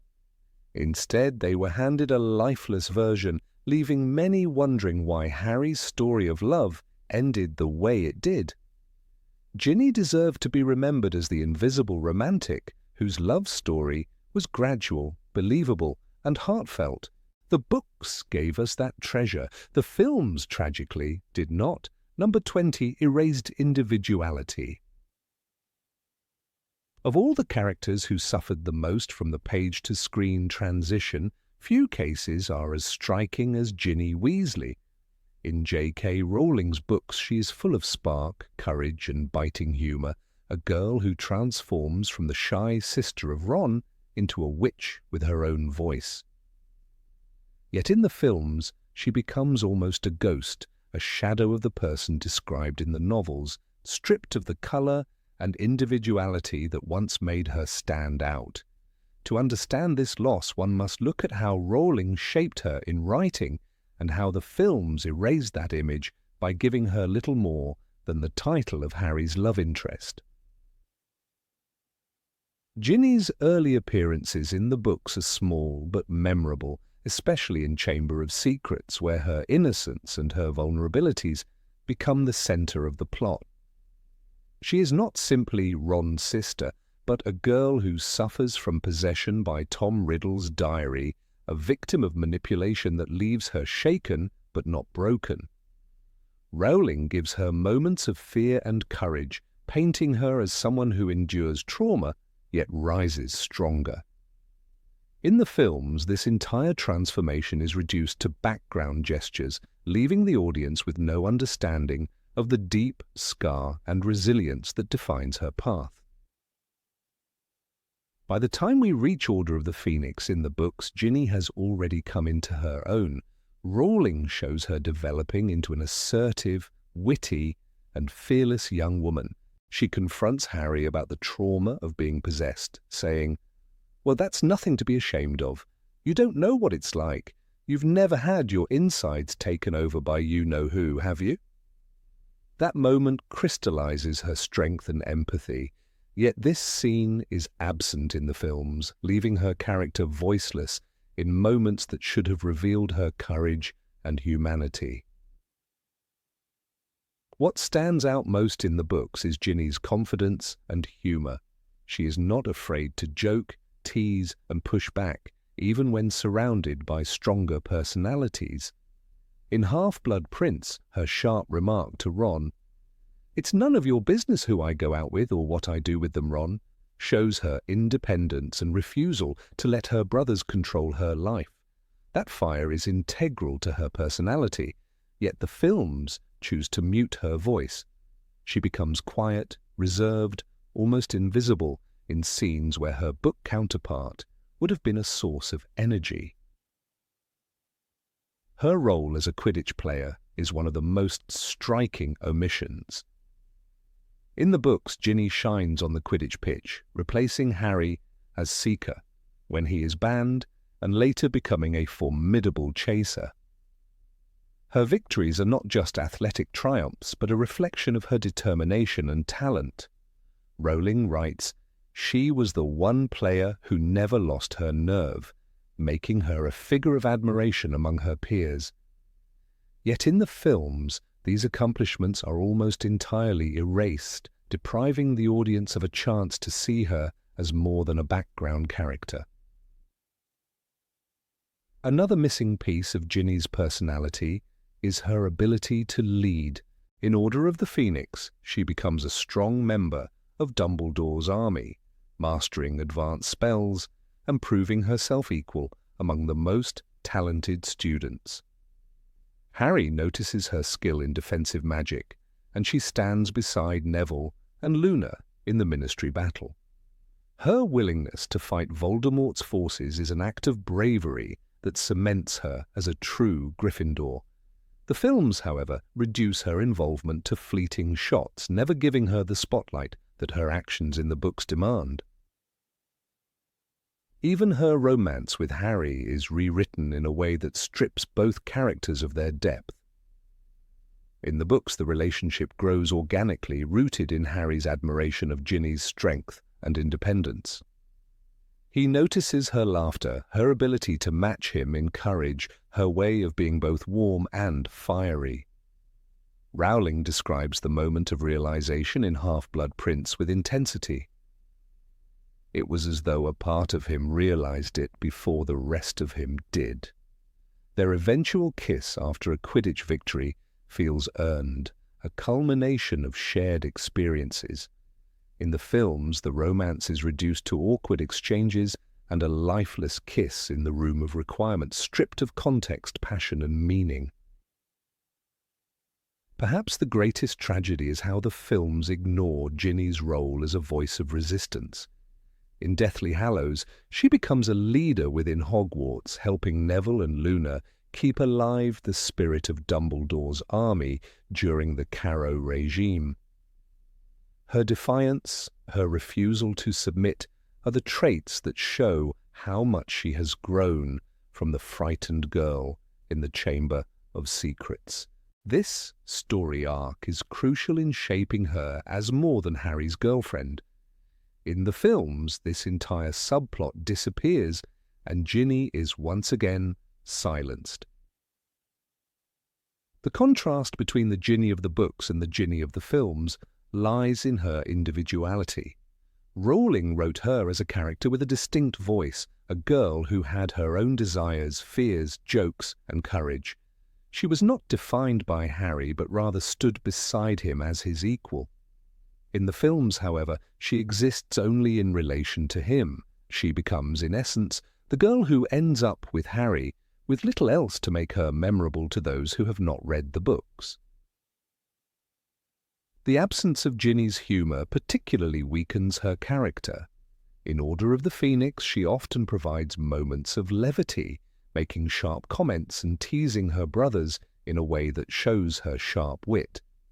When Harry worries about Voldemort, Ginny lightens the air, showing that laughter can coexist with darkness. Removing this in the films leaves her character colourless, lacking the warmth and relatability that Rowling gave her. It is also worth noting that Ginny's friendships with Hermione and Luna add depth to her personality. Rowling gives her private moments with these characters where her perspective is valued and her individuality shines. She shares advice with Hermione, solidarity with Luna, and stands with them as equals. The films cut these threads, isolating her character from the female friendships that defined her in the books. Instead of being part of a dynamic circle, she becomes an accessory to the central male narrative. Her bravery at the Battle of Hogwarts is another overlooked aspect. Rowling makes her one of the fighters on the front lines, risking her life alongside her family and friends. She is told she is too young, but defies that, refusing to stand aside when the world she loves is at stake. She embodies the spirit of Gryffindor by choosing to fight despite the danger. In the films, her presence in the battle is understated, making her contribution forgettable instead of heroic. What the films create, therefore, is a split reality. To readers of the books, Ginny Weasley is one of the most dynamic and engaging characters, a girl who grows from silence to strength, from innocence to leadership. To viewers of the films, she is little more than a placeholder, a flat figure beside the hero. These are not the same characters, though they share the same name, and that difference explains why so many fans feel a deep sense of loss when they recall her portrayal on screen. The tragedy is not merely in the reduction of one character, but in the message it sends. By stripping Ginny of her individuality, the films present a world where female characters exist primarily to support the hero's journey, not to live their own. In Rowling's narrative, Ginny is proof that courage, wit, and independence belong to everyone, regardless of gender. In the films, that promise disappears, leaving audiences with a character who never got the chance to shine. It is not just Ginny Weasley who was diminished, but the story itself that lost part of its soul. Number 21. Strong sense of justice. In the world of the books, Ginny Weasley is not simply Harry's eventual love interest. She is introduced to us as the youngest of the large Weasley family, often underestimated by those around her, yet always demonstrating an innate sharpness of spirit. One of her most defining traits, carefully woven through J.K. Rowling's storytelling, is her unyielding sense of justice. Ginny consistently reacts when she witnesses unfairness, cruelty, or bullying. Her character carries that fire, that instinctive refusal to let cruelty stand unchallenged. The tragedy is that when her story was transported from page to screen, this essence was stripped away. The films reduced Ginny into little more than a shadow, trailing Harry, muting her most powerful qualities. One of the clearest examples of Ginny's sense of justice comes in her defense of Luna Lovegood. In Harry Potter and the Order of the Phoenix, Rowling makes it clear that Luna is often mocked by her peers, called Loony Lovegood, and treated as though she does not belong. While many laugh or turn away, Ginny does the opposite. She openly supports Luna, becoming one of the few voices willing to speak against the tide. "She's all right," Ginny says, simply, but with weight, when others deride Luna. That moment is small on the page, but it reveals the strength of her moral compass. She does not allow cruelty to define her social circle. This was never translated onto film, and so Luna's acceptance into the group appears almost effortless, when in reality it required someone brave enough to stand with her. Ginny's instinct to protect others is not limited to Luna. Neville Longbottom, awkward, often laughed at, is another figure who benefits from Ginny's empathy. In the books, Ginny takes Neville seriously, treating him with respect that others often withhold. She even chooses him as a companion to the Yule Ball in the Goblet of Fire, when it would have been easy for her to dismiss him as many others did. That decision is not one of pity, but of recognition. Neville deserved to be treated with dignity, and Ginny granted it. By doing so, Rowling painted Ginny as someone who valued people not for their popularity, but for their hearts. In the films, however, this element vanishes, leaving Neville's slow rise to courage isolated from Ginny's quiet, supportive presence. The sense of justice in Ginny also extends beyond her peers. She refuses to tolerate bullying even from her brothers. There is a striking passage in Order of the Phoenix where Fred and George tease Ron mercilessly, and Ginny cuts them down with words sharper than any hex. She asserts herself without hesitation, demanding fairness in the way her family treats one another. "Just because he's the youngest boy doesn't mean you can make fun of him," she snaps. These words matter because they demonstrate that Ginny's justice is not selective, it is universal. She is not afraid to confront even those closest to her if they cross a line. This boldness is silenced in the films, where she becomes passive, watching events unfold rather than shaping them. What makes Ginny's moral compass so compelling in the books is that Rowling never presents it as perfection. Ginny is fiery, quick-tempered, and her reactions can sometimes be impulsive. But that imperfection makes her real. When Draco Malfoy insults others, Ginny is one of the first to retort, her wand at the ready. When injustice appears, she does not hesitate to answer it, even if her reaction is not entirely measured. The essence of Ginny's justice lies not in calm reasoning, but in the unfiltered passion of her response. The films, however, erase this flame, portraying her as subdued, her fiery heart hidden. The audience is left with a character who barely speaks, hardly defends herself, and never steps forward to defend others.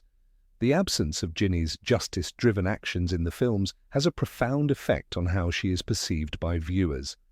To those who only know the cinematic versions, Ginny appears flat, defined solely by her eventual romance with Harry.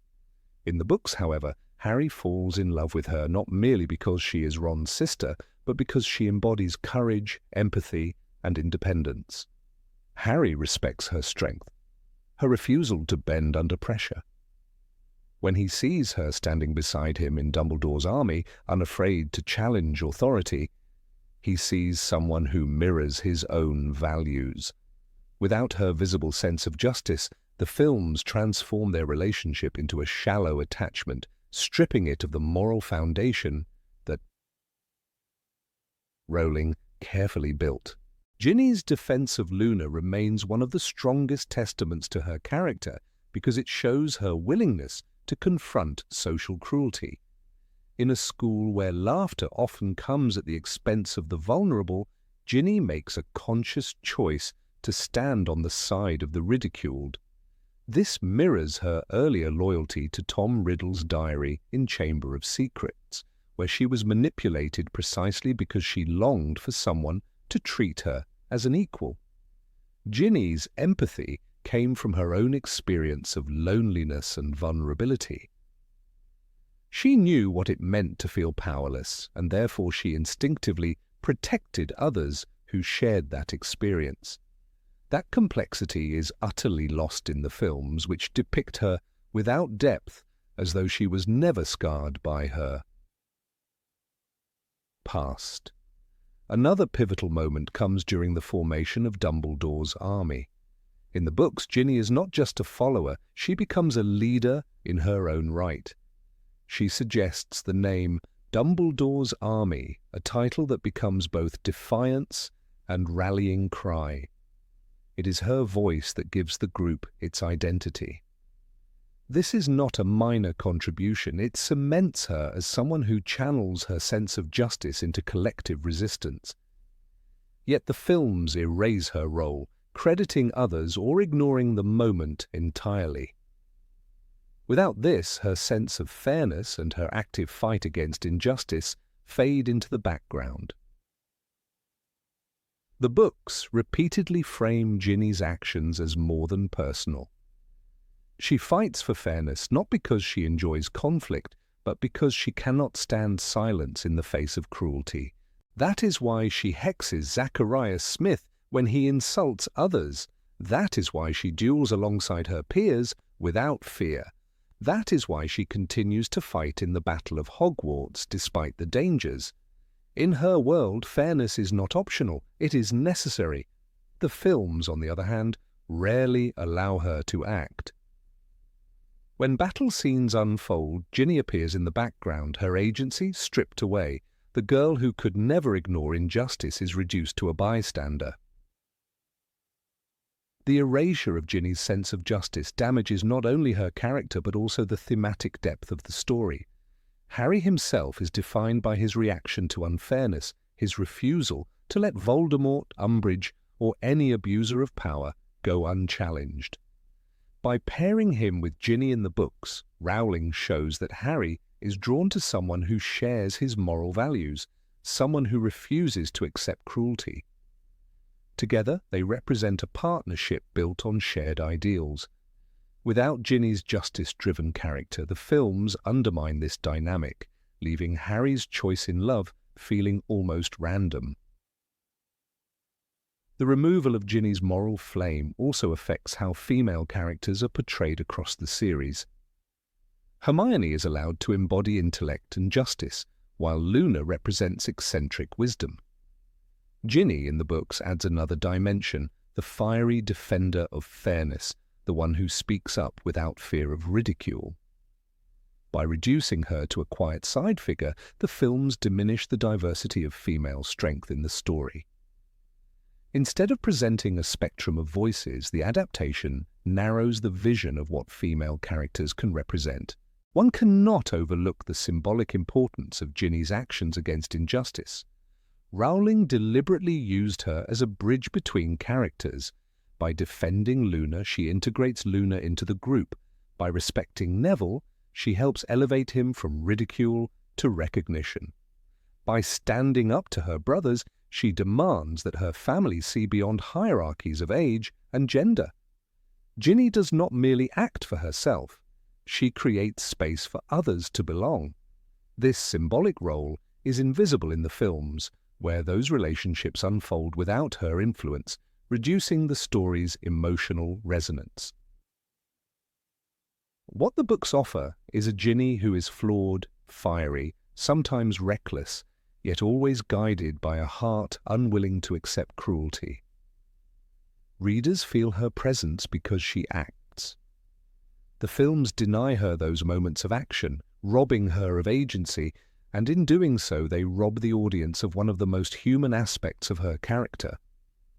A sense of justice is not decorative, it is the backbone of who Ginny Weasley is. By silencing it, the adaptations silenced her.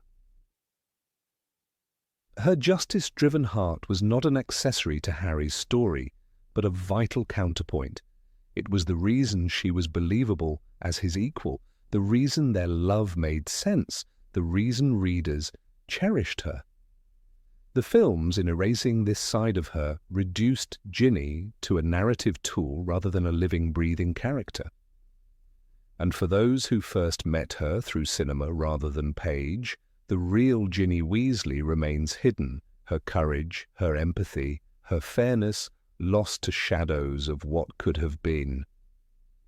Number 22. Conflicts with Ron. In the pages of J.K. Rowling's books, Ginny Weasley burns with a fire that is undeniable, sharp, and often underestimated by those around her. She is the youngest of 7 children, the only daughter in a large and sometimes overbearing family, and yet she refuses to be silenced. One of the most telling aspects of her character comes through her clashes with Ron, her protective but often misguided brother. These confrontations are not just petty sibling squabbles. They are moments that define Ginny's identity, her resistance against being treated as fragile, and her determination to claim independence in a world where everyone seems to assume she needs looking after. Yet when the films came to adapt her story, these sharp edges were softened into invisibility, leaving an audience who never saw the fiery, unyielding spirit that had always been central to her journey. The books give us a Ginny who refuses to be told what to do, particularly when it comes to matters of the heart. In Harry Potter and the Half-Blood Prince, her relationship with Dean Thomas becomes the catalyst for one of her most memorable clashes with Ron. Ron, whose instinctive protectiveness often blurs into hypocrisy, cannot tolerate the thought of his sister dating. He criticizes Dean and attempts to shame Ginny into ending the relationship, believing he has the right to police her choices. Ginny, however, does not cower under his disapproval. Instead, she turns on him with blistering words that reveal not only her frustration at his hypocrisy, but also her insistence on being treated as an equal. In the book, Rowling writes, "Oh, don't start acting as though you haven't snogged Cho Chang." That sentence is as much a dagger as it is a declaration. Ginny does not let her brother stand on moral high ground that does not exist. This scene matters because it is one of the first times the reader sees Ginny forcefully standing her ground within her family. Ron is not a villain in the narrative. He is, like most brothers, protective in his own flawed way. But Ginny's willingness to call him out reveals an essential trait: her refusal to be controlled by outdated notions of what is acceptable for a girl. She insists that her choices are her own, and that even her older brother cannot dictate them. The films, however, strip this away entirely. Ginny's romance with Dean is reduced to a background detail, mentioned in passing and barely acknowledged on screen. Without this context, her relationship with Ron is portrayed as harmonious, void of the tension that gave the books their realism and weight. In the absence of these quarrels, the Ginny of the films loses her edge.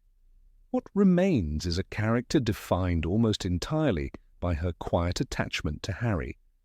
For those who never read the books, Ginny seems timid, submissive, and lacking in dimension. She is not the sister who can bring Ron crashing down with a single scathing remark, nor the young woman who shows Harry that she is no one's shadow. She is reduced instead to background smiles and awkward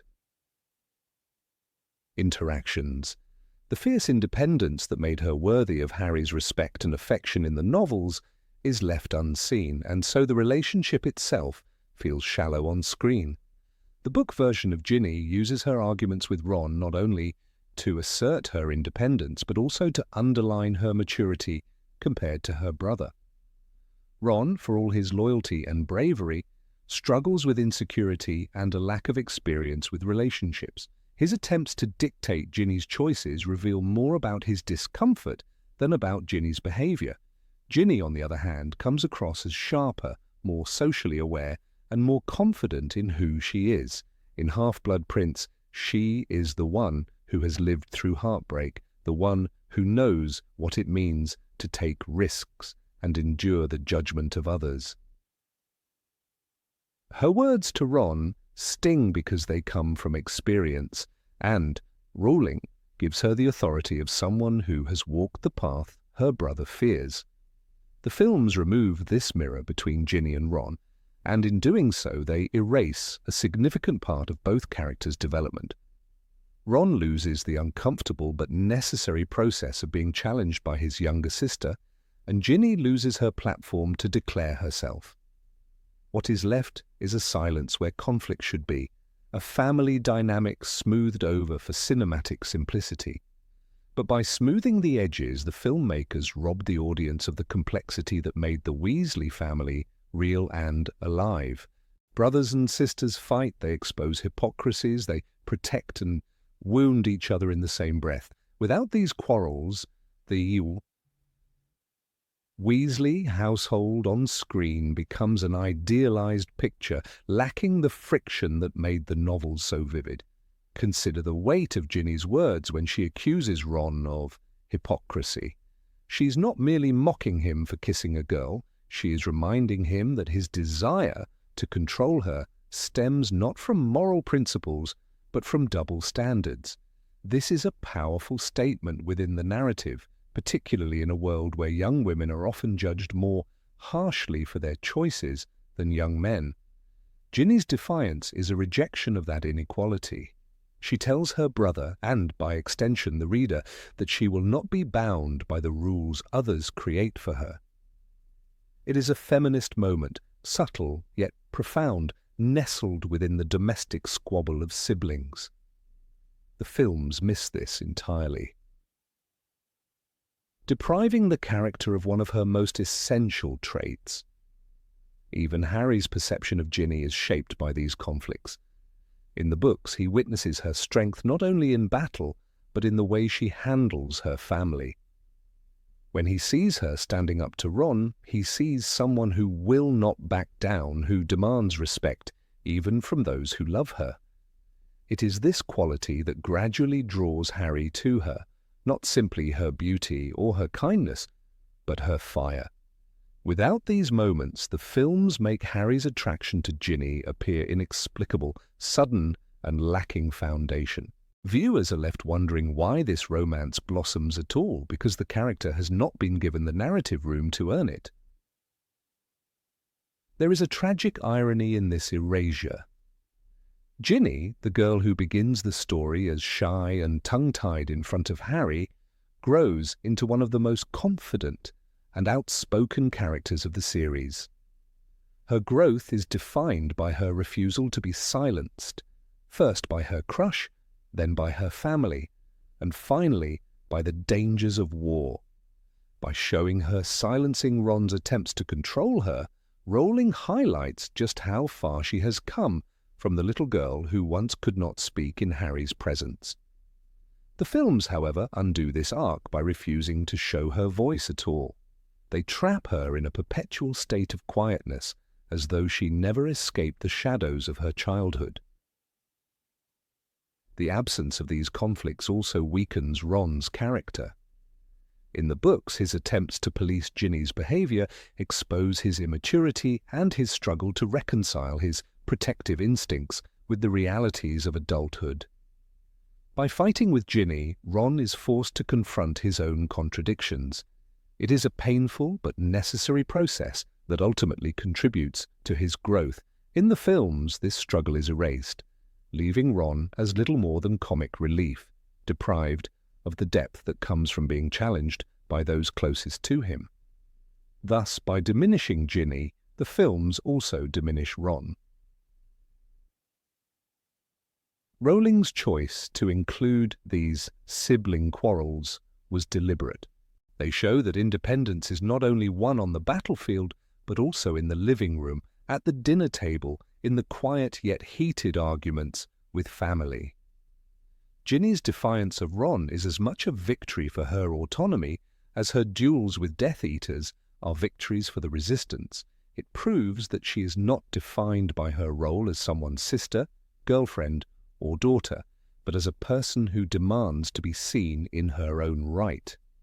The films, in cutting these moments, suggest instead that independence is irrelevant, that her role exists only in relation to Harry. The tragedy of Ginny's cinematic portrayal lies not only in what is lost, but in what is replaced. Instead of fiery confrontations, we see awkward silences. Instead of confident declarations, we see half-finished gestures. The scene where she ties Harry's shoelace in Half-Blood Prince epitomizes this. Meant to suggest intimacy, it instead reduces her character to quiet servitude, a gesture entirely alien to the Ginny who once faced down her brother without fear. The symbolism could not be more misplaced. Where the books gave us defiance, the films gave us obedience. When readers recall Ginny in the novels, they remember her wit, her temper, her fearlessness in calling out hypocrisy. They remember her kissing Harry boldly in front of the entire Gryffindor common room, an act of confidence that needed no permission. They remember her standing up to Ron with words that cut sharper than any spell. But when viewers recall Ginny from the films, they struggle to summon any image beyond her quiet presence at Harry's side. The contrast is devastating, and it is one of the most glaring examples of how adaptation can hollow out a character until nothing of her essence remains. The conflict between Ginny and Ron was never about sibling rivalry alone. It was about independence, hypocrisy, maturity, and the right to choose one's own path. By removing these quarrels, the films robbed Ginny of her independence and Ron of his reckoning. They turned a dynamic, complicated family into a sanitized image, safe for the screen but stripped of its truth. And in doing so, they destroyed the portrait of a girl who, in the books, was never afraid to fight, even if the enemy was her own brother. Number 23. Role in resisting Snape's regime. When Hogwarts fell under Voldemort's grip in Harry Potter and the Deathly Hallows, the castle ceased to be the sanctuary readers had known for 6 books. The classrooms became places of fear, discipline turned into cruelty, and the Carrows, Alecto and Amicus ruled with sadistic precision. In this darkness, Neville Longbottom, Luna Lovegood and Ginny Weasley rose as leaders of resistance, refusing to let the spirit of Dumbledore's army fade. Yet while the novels highlight Ginny's central role in this underground movement, the films reduce her to a background figure, stripping her of the grit and bravery that made her one of the most authentic Gryffindors. In Rowling's story, Ginny is not simply Harry's love interest. She is a commander in her own right, one who refuses to bow even when the odds are impossible. Ginny's defiance in the 7th book is not an isolated event, but the culmination of her growth. Readers remember her first year when she was an impressionable girl possessed by Tom Riddle's diary.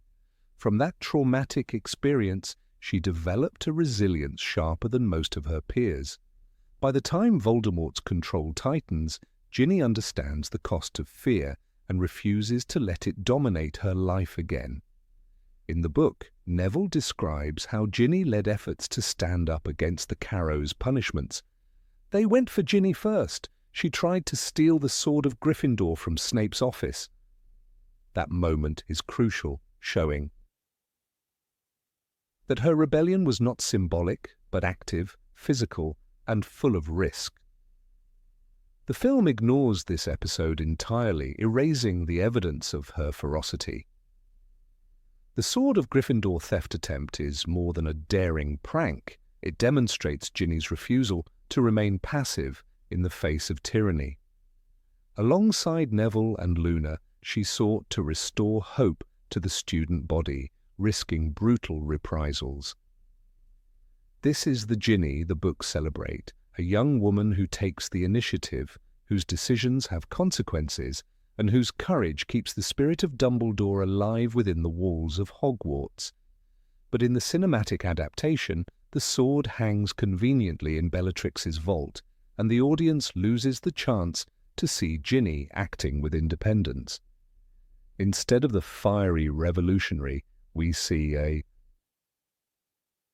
subdued figure, almost a shadow, standing next to Harry. The filmmakers rob the audience of understanding why Harry's affection for her is rooted not in convenience, but in admiration.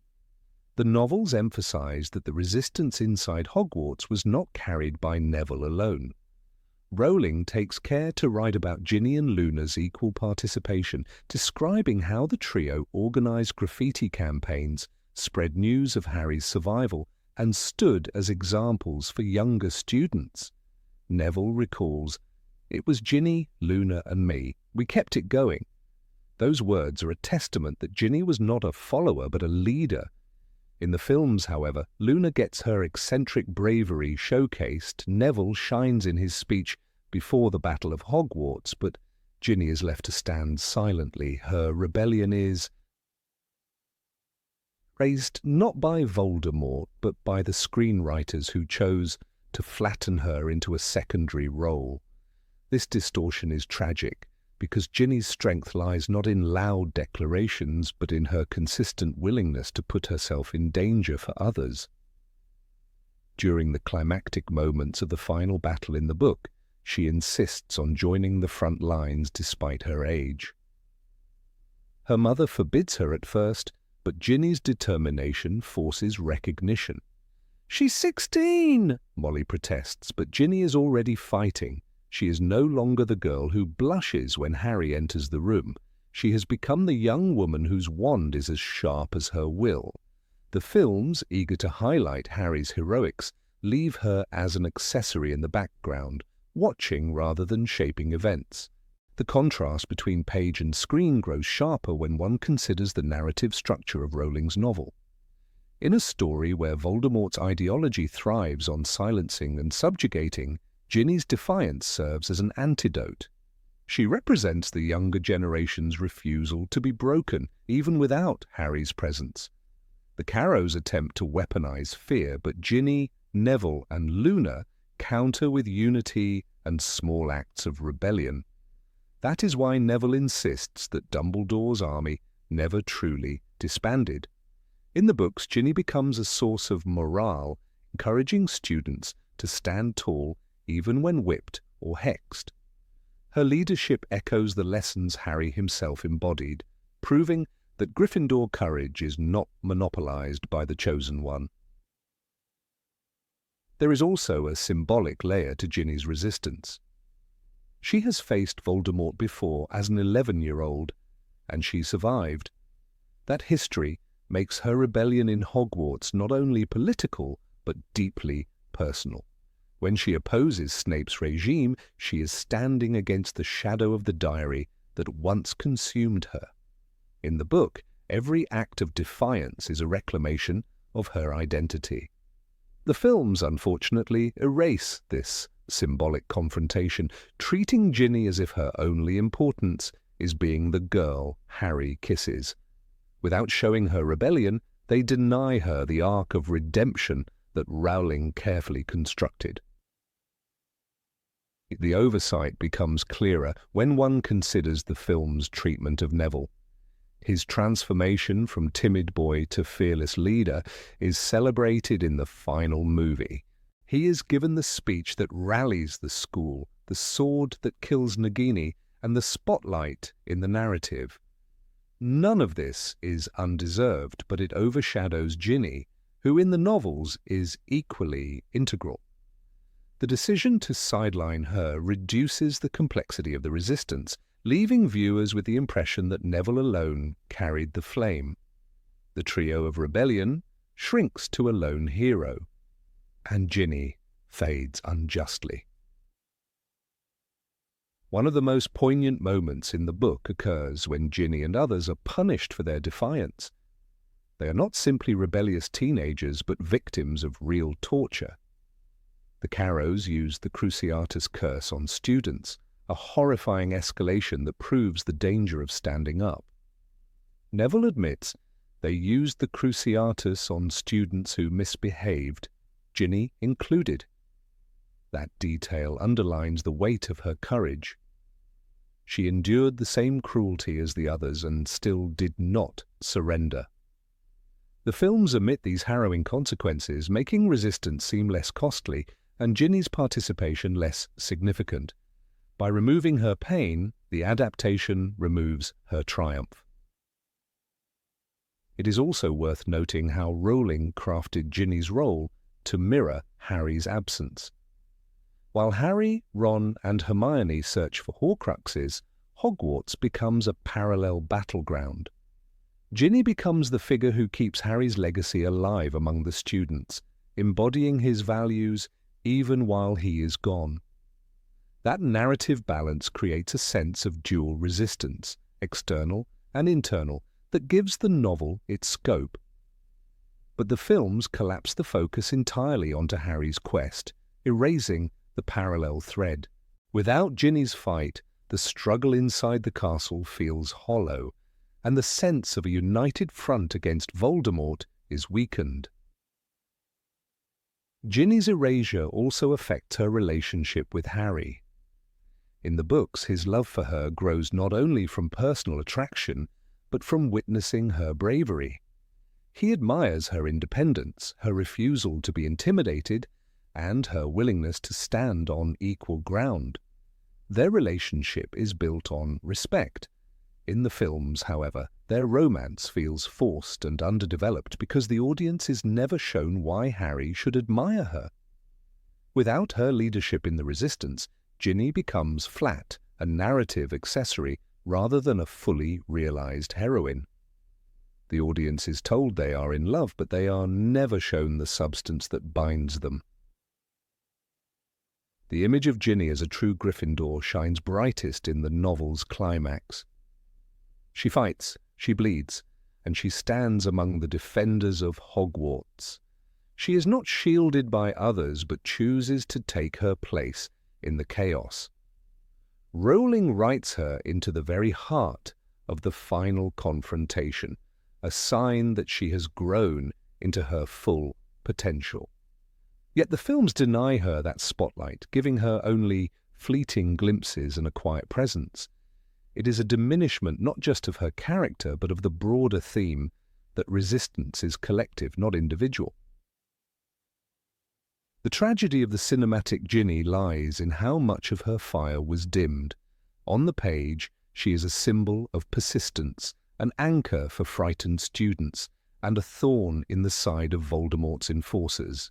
She embodies the spirit of rebellion that keeps hope alive when Harry is far away.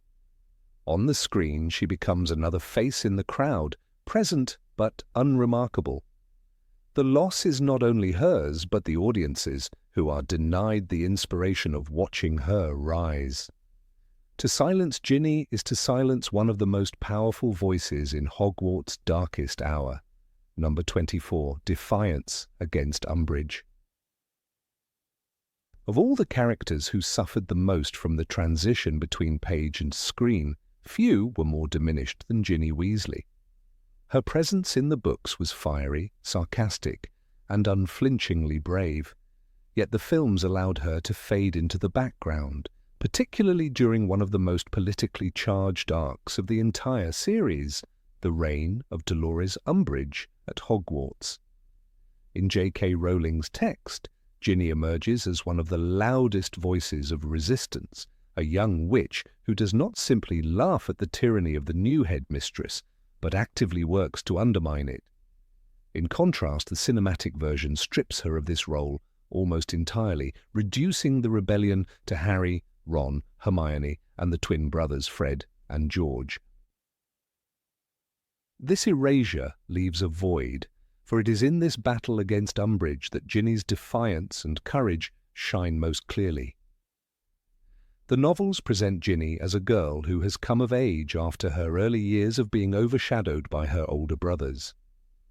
By the time Umbridge strangles the life out of Hogwarts with her endless rules, Ginny has become sharp, witty, and more than capable of standing toe-to-toe with any authority figure.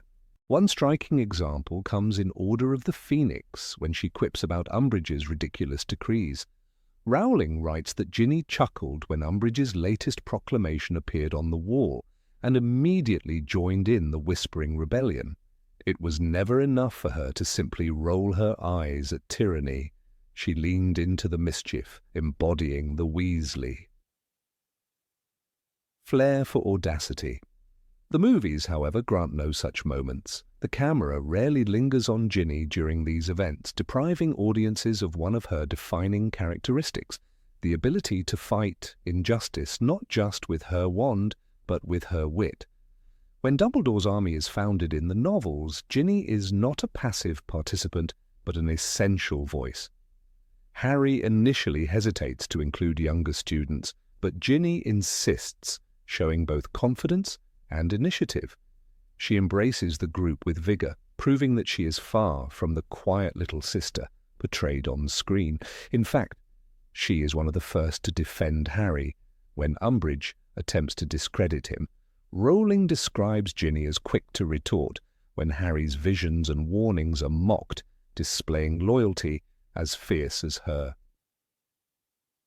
Spellwork.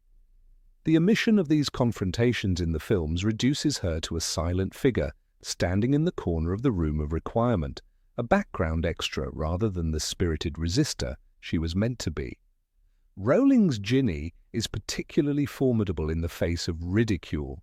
When Umbridge attempts to humiliate Harry in front of others, Ginny steps forward. She does not let Harry stand alone in the crossfire of condescending remarks.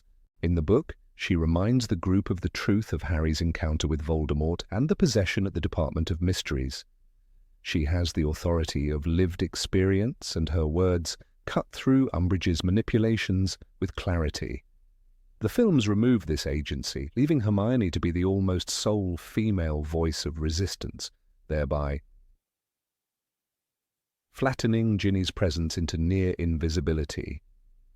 One of the most entertaining aspects of Ginny's character during the Umbridge era is her willingness to join in the sabotage orchestrated by Fred and George.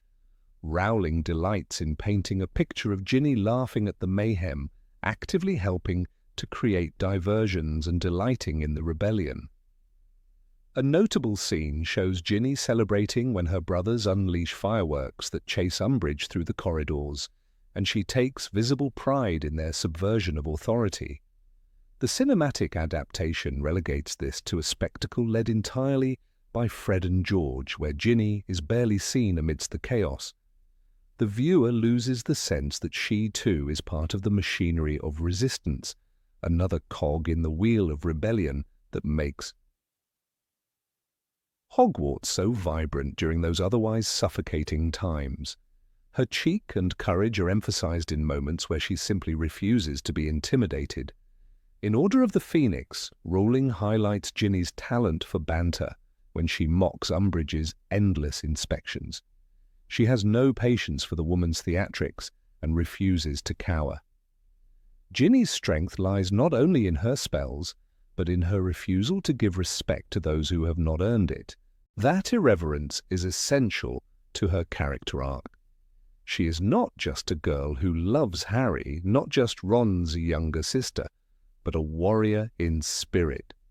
The films, in removing her voice during these scenes, mislead the audience into thinking Ginny is defined primarily by her relationship with Harry rather than her own defiance.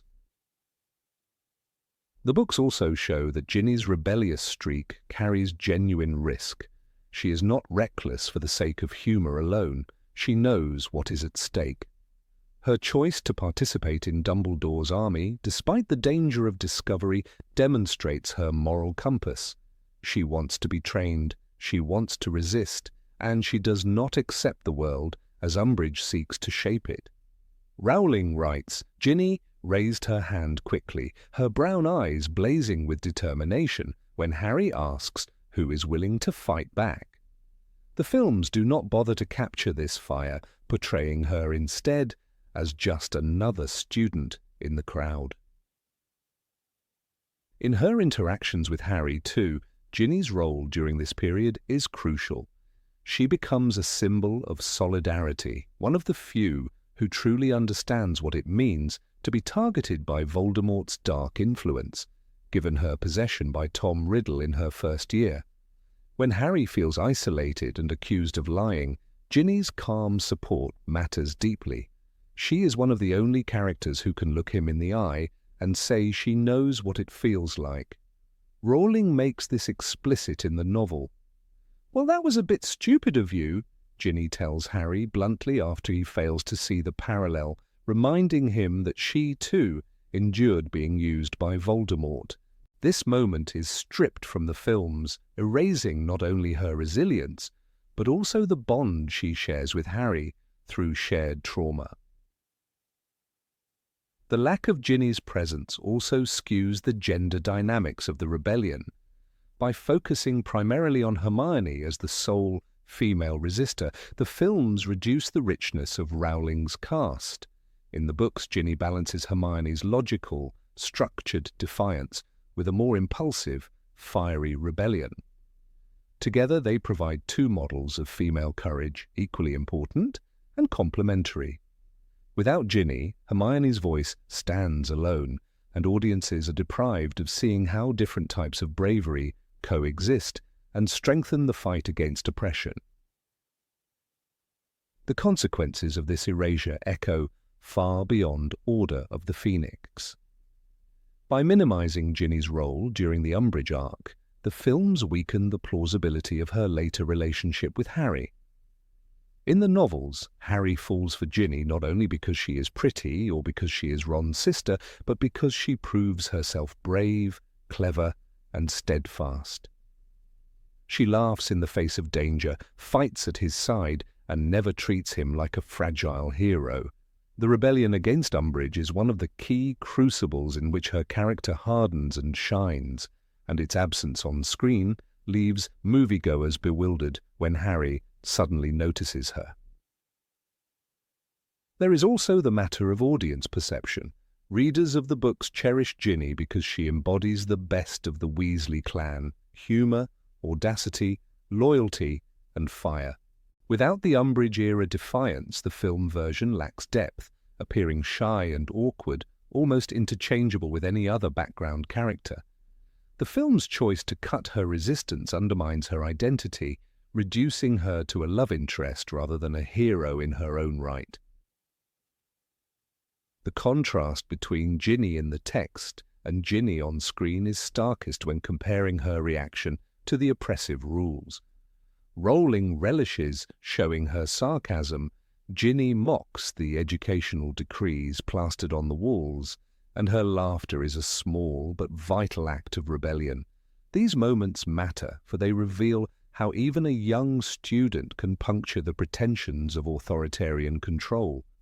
In the film adaptation, the decrees are shown visually, yet Ginny has no voice to challenge them. The rebellion is depersonalized, detached from her character, when in the novels it is one of her defining traits. When the fireworks soar through Hogwarts, exploding in dazzling defiance, Rowling makes sure to note Ginny's delight. She laughs until tears run down her face, the sound of her joy echoing in defiance of Umbridge's rage. That laughter is not just amusement, but resistance itself, a declaration that cruelty and control cannot suffocate the spirit of youth. The films capture the visual spectacle, but lose the heart of it. Ginny is not allowed to laugh, not allowed to revel in victory, not allowed to be seen as the rebel she truly is. Perhaps the saddest loss is that without this arc, film audiences never witness Ginny's growth into a leader of resistance. The girl who once was a shy first-year emerges in the books as a force to be reckoned with, a witch who cannot be silenced.